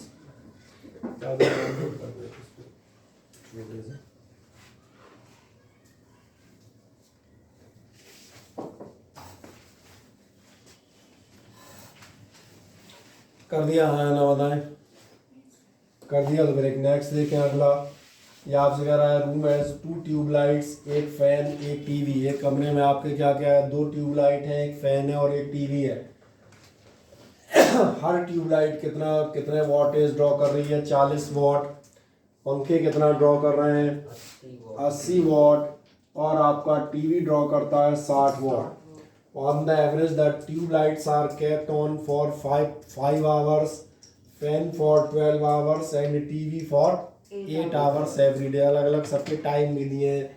The rate for electrical energy is rupees this much. कह रहा है calculate the cost of electricity used in this room for a 30-day month. ये आपके बहुत पेटेंट क्वेश्चन है, कई बार इस टाइप का आपको मिलेगा। करना क्या ध्यान देखना, एक एक की अलग अलग हम कैलकुलेशन कर लेंगे। सबसे पहले आप किसकी कैलकुलेशन कर लें, आप पहले आ जाए ट्यूबलाइट में। ठीक, आ जाओ। जब आप जाएंगे ध्यान देखना, जवाब मैंने सबसे पहले क्या कहा, ये आप जाएंगे फॉर ट्यूबलाइट। जैसे आप ट्यूबलाइट पे चलेंगे, ट्यूबलाइट की आप पावर भी दिख रही है और आपको टाइम भी दिख रहा है, तो आप इसकी एनर्जी कैलकुलेट कर सकते हैं। एनर्जी इसकी कितनी आएगी ध्यान देखना, E1 लिख देता हूँ। E1 समझ में आ रहा है, पहले का कर रहा हूँ कि आपको ध्यान है एनर्जी बराबर होती है पावर इनटू टाइम। अब बहुत ध्यान से मुझे देखना, इस कैलकुलेशन को मैं सेकंड में नहीं करूँगा। पहले तो देखो आपकी पावर कितनी है ट्यूबलाइट की, कहाँ गई पावर है ट्यूबलाइट की 40 वॉट, लेकिन ट्यूबलाइट एक नहीं है, समझ आ गया, 2 है। चाहे डायरेक्ट 80 कर दो, नहीं तो मैं तो 2 × 40 कर दिए, हो गई आपकी पावर इनटू टाइम। कितने घंटे इस्तेमाल होती है ट्यूबलाइट, इस्तेमाल होती है फॉर 5 आवर्स। क्या समझ में आया, ये बराबर कितना हो गया, ये हो गया मुझे लग रहा है 40 × 80 = 400, और 400 के साथ हो गया ध्यान देखना वॉट आवर दिख रहा है, ये वॉट है ये आवर है, साफ समझ में आ रहे होंगे। अगली बार जाए, ट्यूबलाइट हमने निकाल ली, तो हम अगला कौन सा निकालें, क्या था, फैन था ना, टीवी था, सॉरी सेकंड नंबर पे फॉर टीवी E2 निकाल लें। फिर लिख देता हूँ PT। आ जाओ टीवी पे, टीवी कितने हैं, टीवी एक ही है, कितने वॉट ले रहा है 60 वॉट। कितने घंटे चल रहा है, आराम से देखो 8 घंटे। सर फैन था सर, फैन था नहीं, टीवी ले रहा है ना 60 वॉट, और टीवी का टाइम देख लो, टीवी फॉर 8 आवर्स। सर उसको अपन ने सेकंड में क्यों नहीं बैठ लो, एक पन्ना के लेके जाना है। हाँ मैक्सी कोचिंग है मेरी, भुट्टा जी के मैक्सी कोचिंग। बेटा ऐसा टाइम क्यों रखा है, मैं भी टाइम ही यही है, क्या वो 6:30 से 7:30 तक पढ़ाते हैं। तो हम तो 6:45 पे छोड़ेंगे ही। तो इतने दिन से चल रही है तो खुद ही ध्यान दिया होगा। चलो आज तो निकल जाओ फुर्ती चल जल्दी आ मैं कॉल करता हूँ भैया ना।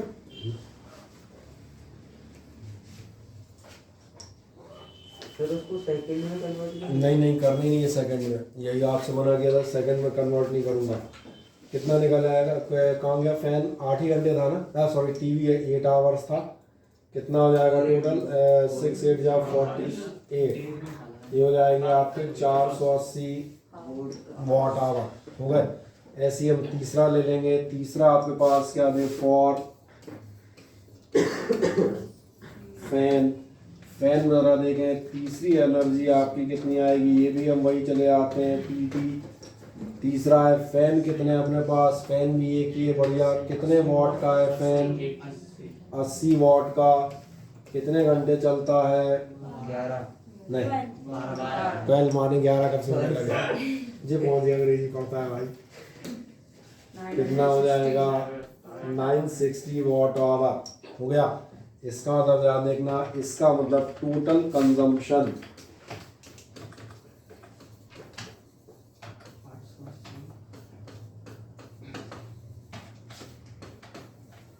Per day, total consumption per day आपका कितना हो जाएगा? तो चलो मैं लिख ही देता हूँ। हो जाएगा 400 plus 480 plus 960 is equals to कितना आएगा? 1830। चलो ये कह रहा है, मान लेता हूँ मैं 1830 और वाट आवर। चले यहाँ तक आ जाए, बस 2 लाइन। नहीं आ रहा है इतना? नहीं आ रहा। मुझे इसने टोटल किया है, मुझे क्या पता। 40 और 1840 1820 सर 4 है सर 4 सर 4 है 4। ठीक है मुझे ये चीज़ आ रही है। कर लिया एक कह रहा है 20, एक कह रहा है 30, एक कह रहा है 40, एक और नशे में बैठा है, वो कह रहा है 12 माने 11। 1840 मैंने कौन सी क्लास में चल रहा है? बोले सर आजकल 6th में। मेरा 6th मतलब 10वीं हाई स्कूल। कितना आ रहा है टोटल? 1840। 1840।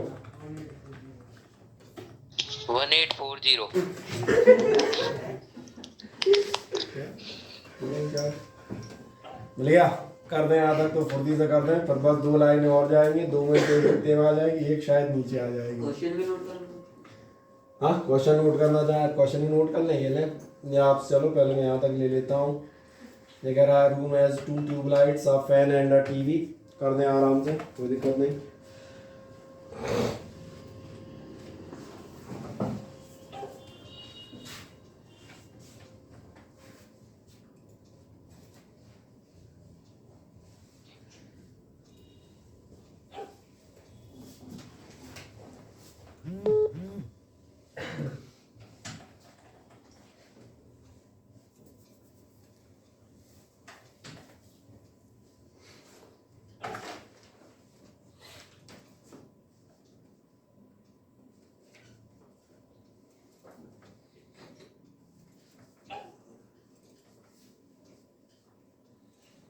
तो चलिए जो क्वेश्चन नोट करते हैं, बाकी वो तो आपको मिल जाएंगे नीचे।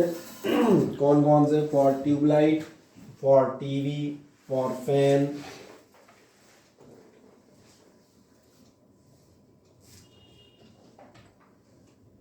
और सब आपके क्या है? वॉट आवर है ना।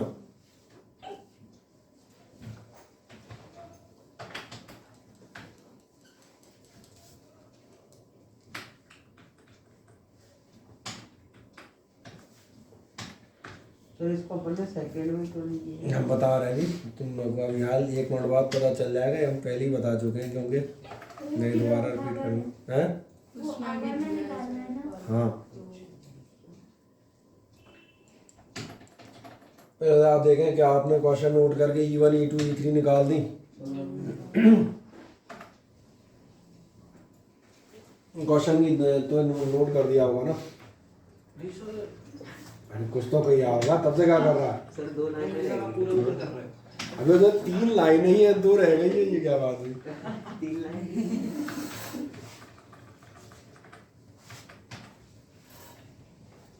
सर क्वेश्चन भी बोल रहा हूँ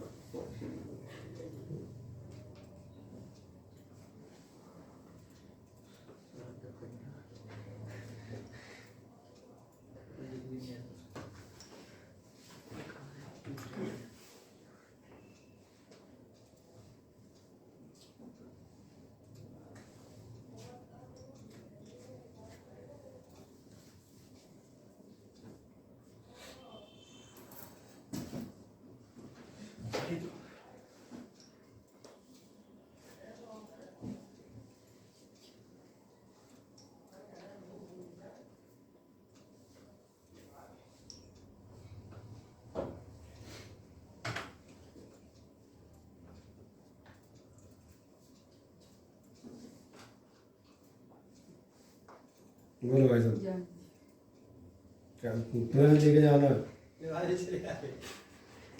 जा। क्या बोला क्या भाई? हाँ अभी टाइम लगेगा, आधा घंटा लगेगा लगभग। ले जाना, ले जाओ। पर आधा घंटा पीछे रहे। चल।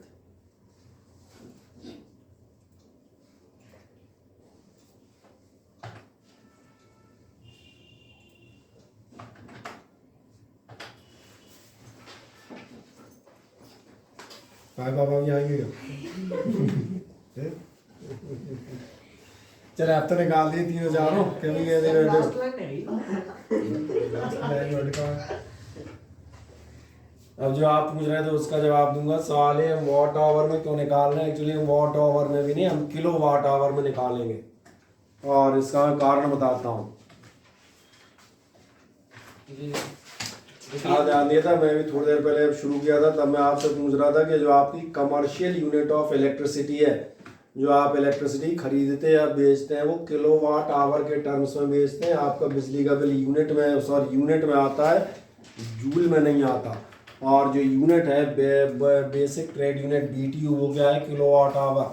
अब आप अपने क्वेश्चन में देखें, आपको ये हिंट इसमें भी मिल जाएगी।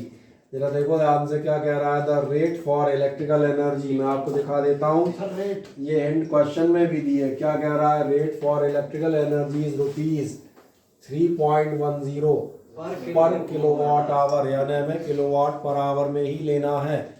ये कंफर्म हो गया। और इसलिए अभी हमारा एक काम और होगा, और वो काम क्या होगा ध्यान से देखना। अभी जो आपने निकाले वाट आवर हैं, अब इनको आप किलो वाट में कन्वर्ट करें, इसलिए आप बताएंगे। इसलिए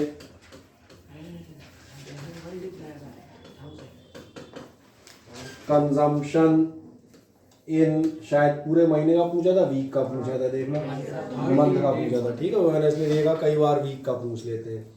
कंजम्पशन इन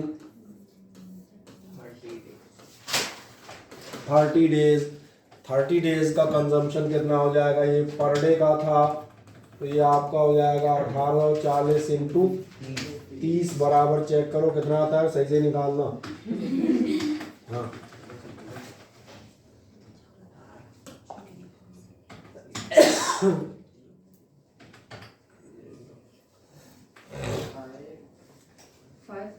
55,200 200 एक बार 55,200, सही कह रहा था। सही है सर। ठीक है। लड़का सही कह रहा है। ये आ गए आपके 55,200 वाट आवर। मिल गया महीने भर का टोटल, हाँ है ना। जैसे ही मिल गया तो बेटा देख लो, इस बार लिखना। फिर जब आप महीने भर का टोटल मिल जाता है तो आप अगली चीज़ पे जाएंगे। महीने भर के टोटल के बाद इसी को आप बताएंगे इज इक्वल्स टू, ये हमारे वाट आवर आ रहे हैं। तो मैं चलो एक बार पूरा लिख देता हूँ, बराबर होगा 55,200 अपॉन 1000। समझ में आ गया, अपॉन 1000 क्यों, किलो में कन्वर्ट कर रहा हूँ। और ये बराबर हो जाएगा 55.2 किलो वाट आवर।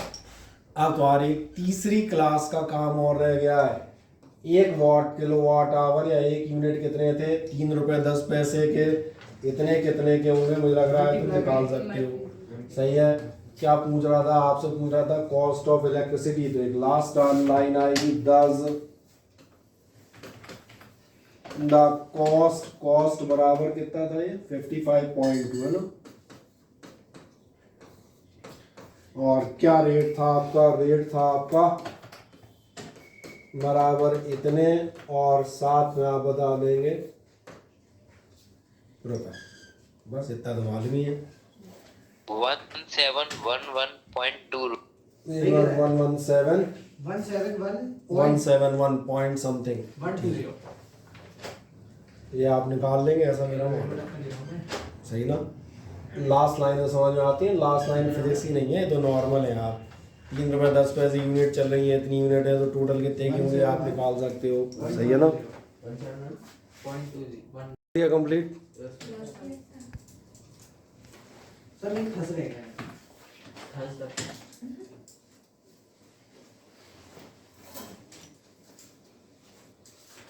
चल एक नेक्स्ट वर्ड आते हैं। इस बाद ये आपका एक सिंपल सा क्वेश्चन, ये आप देखें 12 volt battery connected to a bulb drives a current of 2 ampere. दिख रहा है क्या क्या गिवन है? फुर्ती से बताओ जरा। आ जाओ। बढ़िया आप कह रहे हैं, ये आपको V दिया हुआ है, ये आपको I दिया हुआ है। बढ़िया। और कह रहा है फाइंड द एनर्जी, और टाइम दिया है। कोई बताएगा सॉल्यूशन? VIT। बहुत बढ़िया। तो आपका सॉल्यूशन हो जाएगा, एनर्जी लिख देता हूँ चाहे VIT। बढ़िया। V की जगह आप रख देंगे 12, आपको दिख रहा है। I की जगह आप रख देंगे 2, T की जगह कितना रखोगे? 10 into 60 बैठ जाए। क्या बात समझ में आ गए? मेरा अंदाजा है आप इसको कर सकते हैं। बस खत्म। इसलिए मैंने कहा जो आ रहा है उसको छोड़ें। अगला बताएं। बताएं कुकी को। एक सेकंड। क्या ये क्यों क्या होता है? ये आपको दिया हुआ है, I दिया हुआ है। बढ़िया। थ्रो वायर ऑफ 8, Q की जगह उसको हम कहते हैं ओम कर दें, कोई दिक्कत नहीं है। ठीक है। वायर ऑफ 8 वो मतलब क्या दिया हुआ है? R दिया हुआ है। पहले से सेकंड में दिया। ठीक है। Very good. क्या दिया हुआ है? ये टाइम दिया है। बढ़िया। और क्या जानना चाह रहा है? Heat produce. तो मुझे बताएं फुर्ती से, सारे लोग मिलते आते हैं भैया। I दिया है, R दिया है, T दिया है। मुझे बताएं फॉर्मूला बताएं।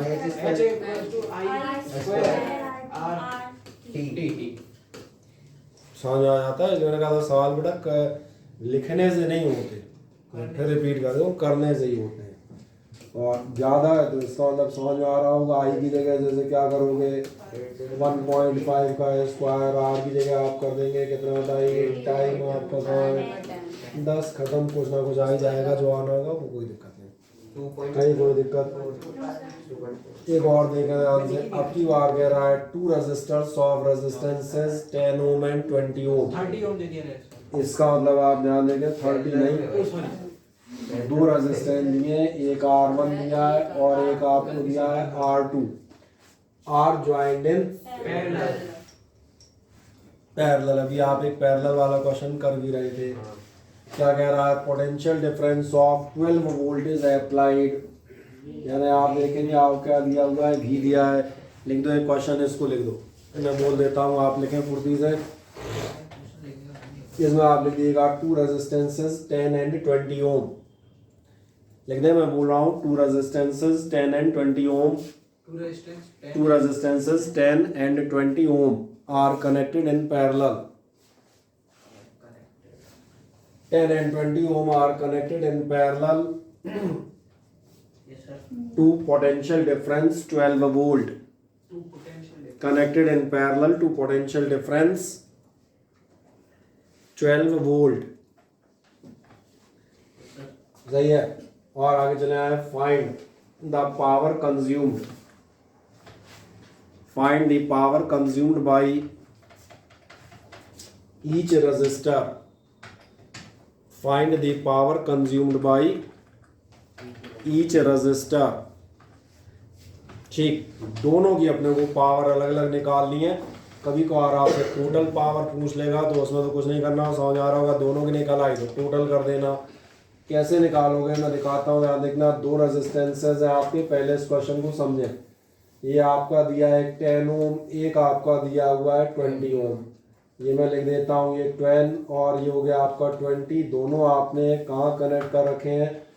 पैरेलल में पोटेंशियल डिफरेंस आपका कितना अप्लाई है, तो ये अप्लाई है आपका 12 वोल्ट। क्या है, मेरी बात समझ में आ जाती है। अब जब आप जाते हैं तो बहुत ध्यान देखें, दोनों का आपको पोटेंशियल दिया है। क्या आपको याद है पैरेलल में पोटेंशियल कांस्टेंट होता है, ये तो याद है। तो इसलिए मैं एक सिंपल सी बात लिख देता हूँ यहाँ पर, मैं लिख दूंगा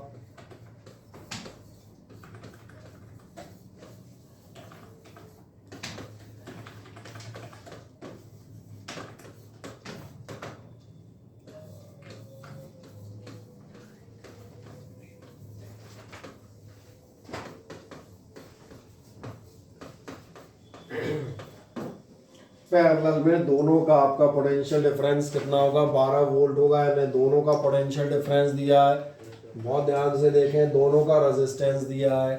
क्या आपको याद आता है, पावर का एक फॉर्मूला V²/R भी है।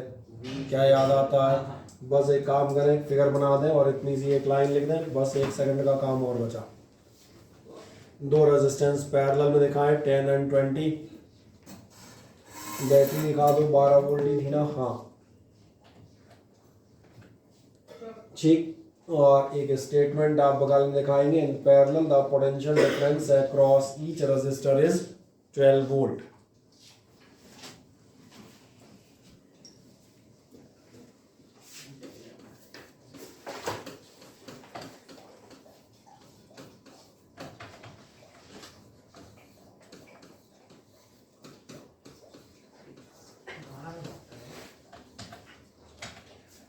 मिल गया है ना, फिगर बना दिया।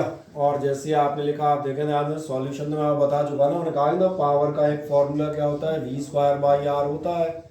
पहले का निकालो V²/R1 कर देना, दूसरे का निकालो V²/R2 कर देना। वोल्टेज आपको दोनों की मालूम है, वोल्टेज कितनी है, 12।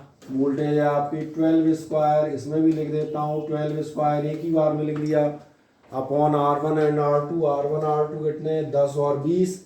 एक बार हो जाएगा 10 और एक बार हो जाएगा 20। देखें ये कितना आएगा, 144/10, यानी कि 14.4 वॉट। और ये 20 से डिवाइड कर रहे हो, यानी ये हो जाएगा 7.2 वॉट। अच्छा बाय द वे, इसमें कोई टोटल पूछ लेता तो वो तो निकाल लोगे ना, ये देखोगे टोटल क्यों नहीं होता है, टोटल में कुछ नहीं होता, दोनों का टोटल कर देना अगर कहीं पूछे तो। सर इसमें टाइम नहीं लगाया। पावर में टाइम कहाँ आता है, पावर होता ही है energy upon time. Time cancel होने के बाद ही तो पावर आती है। याद दिला दूं, एनर्जी आपकी आती है VIT, और इसलिए पावर आती है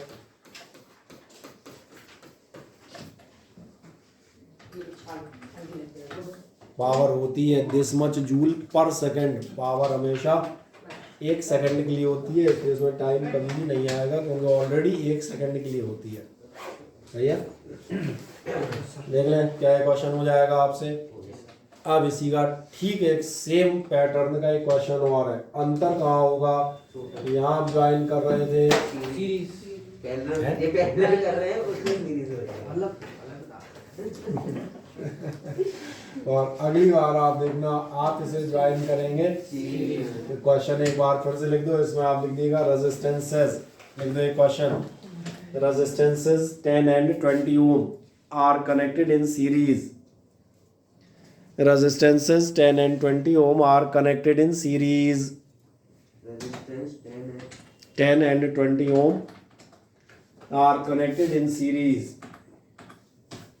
and a potential difference of 12 volt is applied and a potential difference of 12 volt is applied. Potential difference of 12 volt 12 volt is applied, find the power. बस फिर वही होगा, find the power consumed, find the power consumed by each resistor.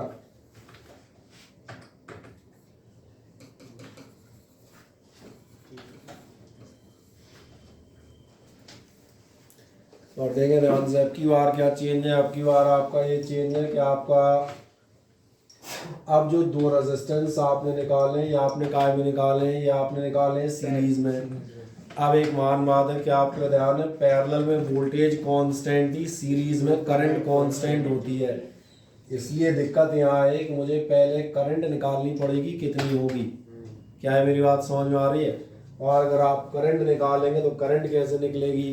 Current ऐसे निकलेगी कि आपको मालूम है V, सबसे पहले आप बताइएगा RS बराबर कितना हो जाएगा 10 और 20, ये हो जाएंगे आपके 10 + 20 यानी कि 30 ओम। और इसलिए ध्यान देखना I बराबर कितना हो जाएगा V/R। V आपका दिया है 12 वोल्ट और ये हो गया 30, यानी कुल मिला के हम कहते हैं, चलो 3 से कर दो, 3 4 जा 3 10 जा 2/5।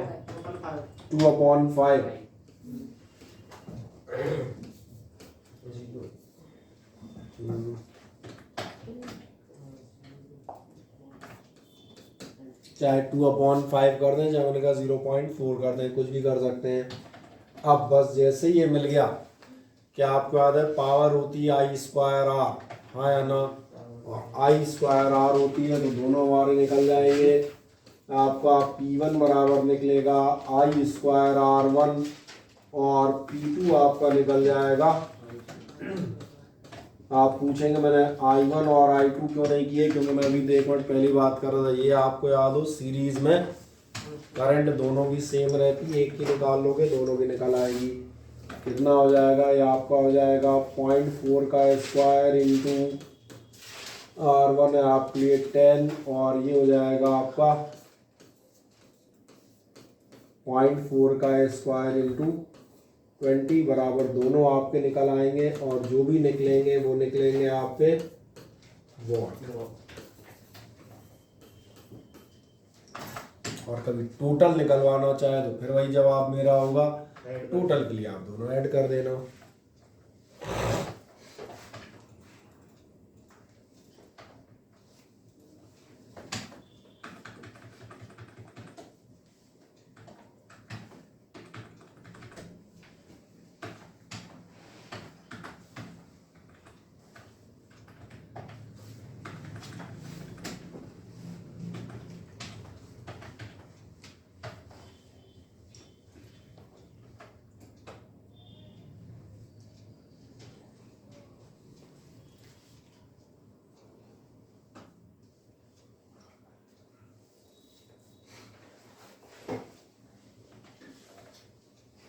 आप कोई समस्या कहीं से कहीं तक हो तो बताएं।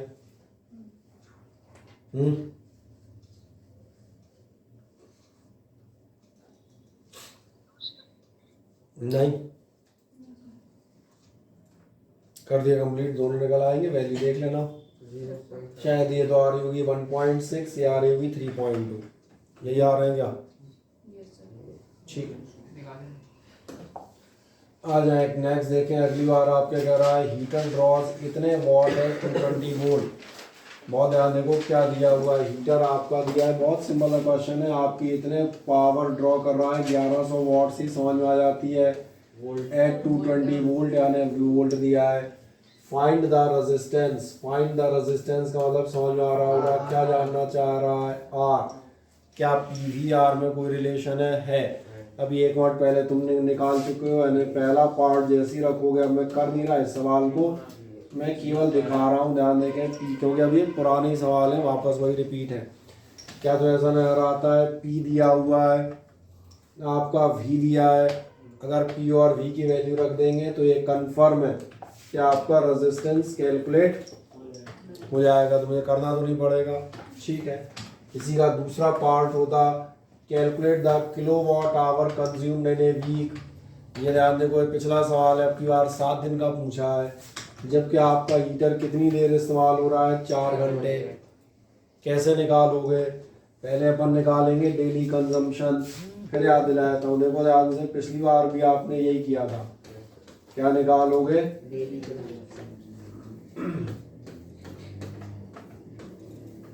डेली कंजम्पशन में देखो कितने वॉट का हीटर है, 1100 वॉट का। 220 वोल्ट का है।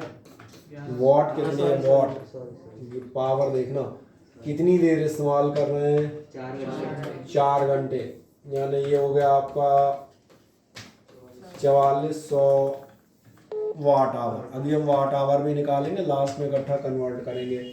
अब कितने दिन के लिए चाहिए, ये वीक का कह रहा है, हो सकता है मंथ का कहे, हो सकता है फोर्टनाइट बोले, वो डिपेंड करेगा क्वेश्चन पे, इसलिए क्या क्या कह देंगे।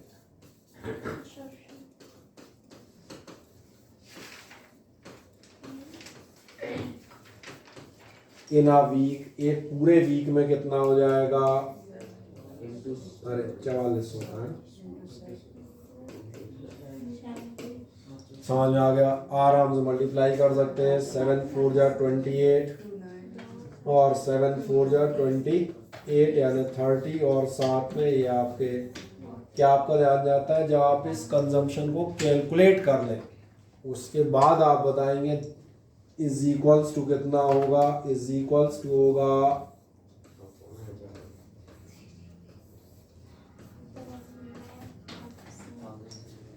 जो आप वॉट में निकाल लें पूरा, फिर लास्ट आप कीजिएगा, ये आपका काय में निकलेगा। समझ में आ गया।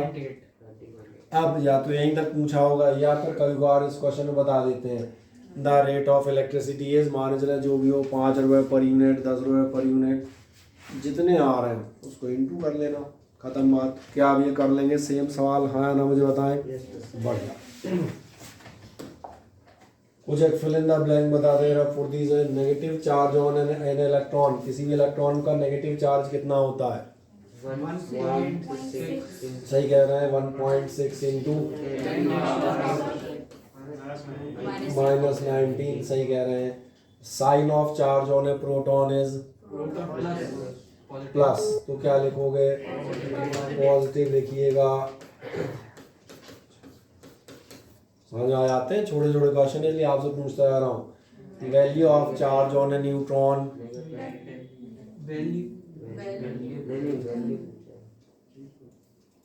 न्यूट्रॉन का चार्ज पॉजिटिव होता है या फिर नेगेटिव, न्यूट्रल। भैया न्यूट्रल का मतलब यही होता है मेरा अंदाज है, न्यूट्रल मतलब नो चार्ज होता है, सही कहा ना मैंने। Yes sir. इसलिए रखा वैल्यू, इतने ध्यान से क्या सोच रहे थे, न्यूट्रॉन का चार्ज 0 होता है। अगला पूछेंगे, conductors have many, more, much, large number of, जैसे सबसे नहीं, इन्फिनिटी नहीं, इन्फिनिटी का मतलब मालूम है, नहीं अनगिनत नहीं होता, इन्फिनिटी मतलब बियॉन्ड द लिमिट होता है, इन्फिनिटी मतलब अनगिनत कभी नहीं होता, ये बता दूं। इनफाइनाइट का मतलब होता है बियॉन्ड द एक्सटेंट, अपार, तो ध्यान देखना मेटल में अपार नहीं होते, पर्टिकुलर फिक्स नंबर होगा। क्यों फिक्स नंबर होगा, क्योंकि आपका ध्यान जाएगा जब हम रेजिस्टेंस के फैक्टर्स अफेक्टिंग बता रहे थे, तो फैक्टर्स अफेक्टिंग में मैंने आपसे कहा था आर प्रोपोर्शनेट होता है number density of free electrons, और नंबर डेंसिटी का मतलब ये नंबर है, कितना भी बड़ा हो पर नंबर है, 10 लाख हो, 10 करोड़ हो, 10 बिलियन हो, 10 ट्रिलियन हो, चाहे जो, but there stands a number, beyond the number हम नहीं है, तो इसलिए इनफाइनाइट नहीं होगा। समझ में आ रहा है। बेस्ट आंसर हम कहते हैं, आप मैं नहीं कह रहे हैं, सब कह रहे हैं, आप सबसे अच्छा आप बता सकते हैं अगर आपकी इंग्लिश ठीक है। नंबर।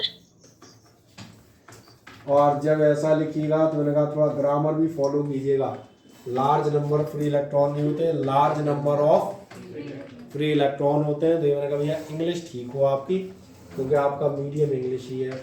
इंसुलेटर्स हैव नो, ये आपको बिल्कुल समझ में आ रहा होगा, नो फ्री इलेक्ट्रॉन्स।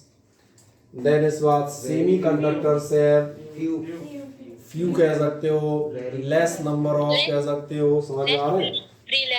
तो चलो फ्यू आप कह रहे हैं ये भी चल जाएगा, वेरी स्मॉल नंबर ऑफ, समझ आ रहे हैं, सबका मतलब यही है।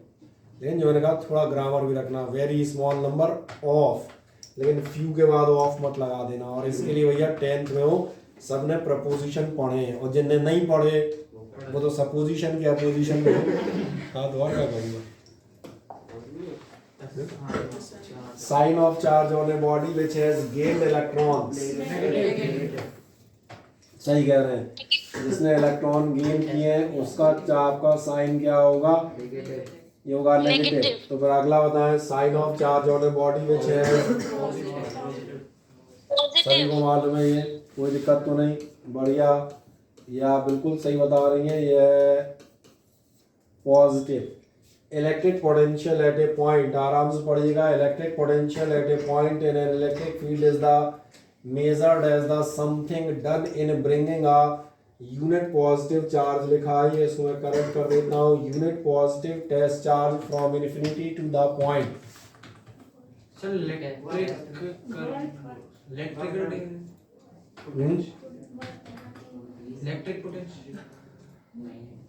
पोटेंशियल तो है ही, फिल इन द ब्लैंक बताओ।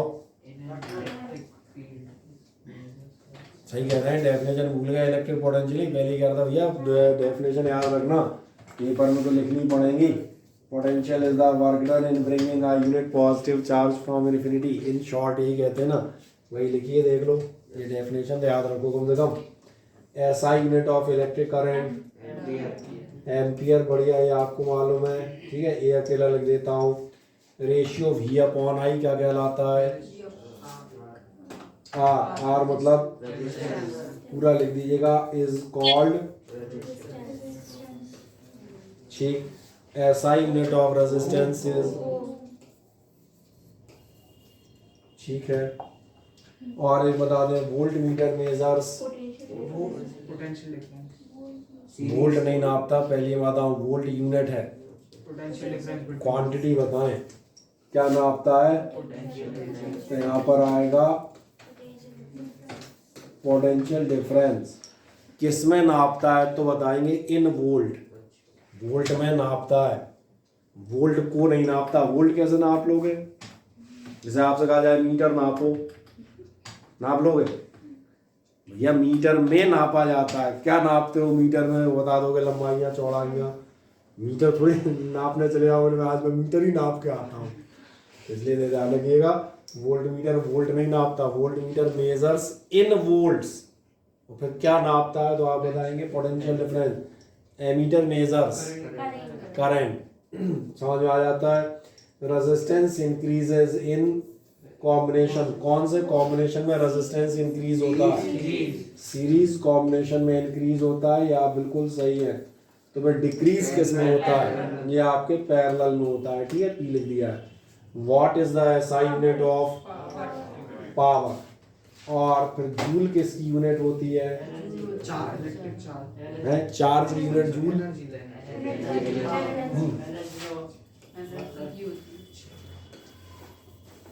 चार्ज की यूनिट फिर कौन होती है, तो दे दीजिए, चार्ज की यूनिट कूलॉम, समझ में आ जाते हैं। अब आप एक छोटा सा काम करेंगे, जरा एनसीईआरटी बुक है किसी पास, मुझे दो, ला दीजिए, एक सेकंड जरा, बढ़िया, आपको मैंने तमाम सारे क्वेश्चन करा दिए हैं, इसलिए आप एक काम करेंगे, मैं आपको बता देता हूँ। अगले टर्न पे जो आप लगा के लाएंगे क्वेश्चन, वो मैं आपको लिख देता हूँ, आप लगाएंगे एग्जाम्पल 12.12, क्योंकि ये क्वेश्चन मैं ऑलरेडी करा चुका हूँ, ठीक है। और एक आप करेंगे एग्जाम्पल 12.13, और 12.13 बता देता हूँ, ये आपसे कह रहा है कि आपके घर में एक फ्रिज है 400 वाट का जो 8 घंटे चलता है, और आपके घर में 3 रुपए की यूनिट है, तो बिजली का बिल बताएं। समझ आ रहा है, ये भी क्वेश्चन हम कर लोगे नए क्वेश्चन, इसलिए मैंने वही दे रहा हूँ जो आप कर सकते हैं। इसके बाद आपको हम देंगे एक्सरसाइज में से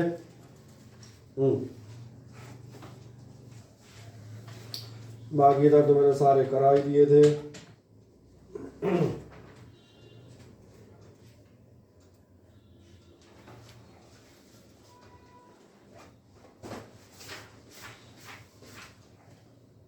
बढ़िया, एक आप क्वेश्चन नंबर 14 कर सकते हैं, कौन सा कर सकते हैं, एक्सरसाइज का क्वेश्चन नंबर 14, और एक आप कर लेंगे एक्सरसाइज का 2 लैम्प्स रेटेड इतना एंड इतना आर कनेक्टेड इन पैरेलल।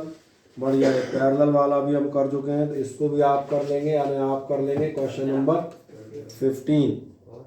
और एक आप बताएंगे क्वेश्चन नंबर 16 टोस्टर वाला, ये भी आप कर सकते हैं। तो 16 और 17 कर देंगे, 5-6 क्वेश्चन कर लाएं, जो डाउट होंगे वो हम आपके एक और बता देंगे। लगभग आपका चैप्टर मैंने कहा इससे आप फिनिश अप होगा। आज कौन सा दिन है? ट्यूसडे। तो फिर आपके लिए एक अच्छी खबर है। तो अच्छी खबर ये है कि आपका संडे को बता दें रिटन टेस्ट होगा, ठीक है ना।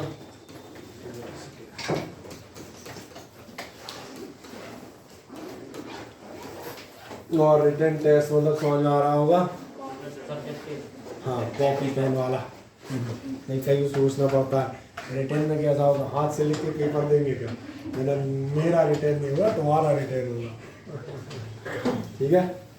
चलें उससे याद तैयार रहेगा, चैप्टर तो एंडेड ही है, बस याद आता हूँ मैंने जितने सवाल लगा दिए हैं सारे पुराने पेपर्स वगैरह के मैंने करा दिए हैं, इसीलिए कुछ एक और स्पेशल क्वेश्चंस अगले राउंड में ख़त्म कर देंगे। बस अब चैप्टर तो एंडेड है, वैसे हमने कहा प्रैक्टिस के लिए कुछ क्वेश्चंस करा दूंगा। और आप बताएं चैप्टर आओ कम्प्लीटली समझ में आ गया, हाँ है ना, ठीक बढ़िया।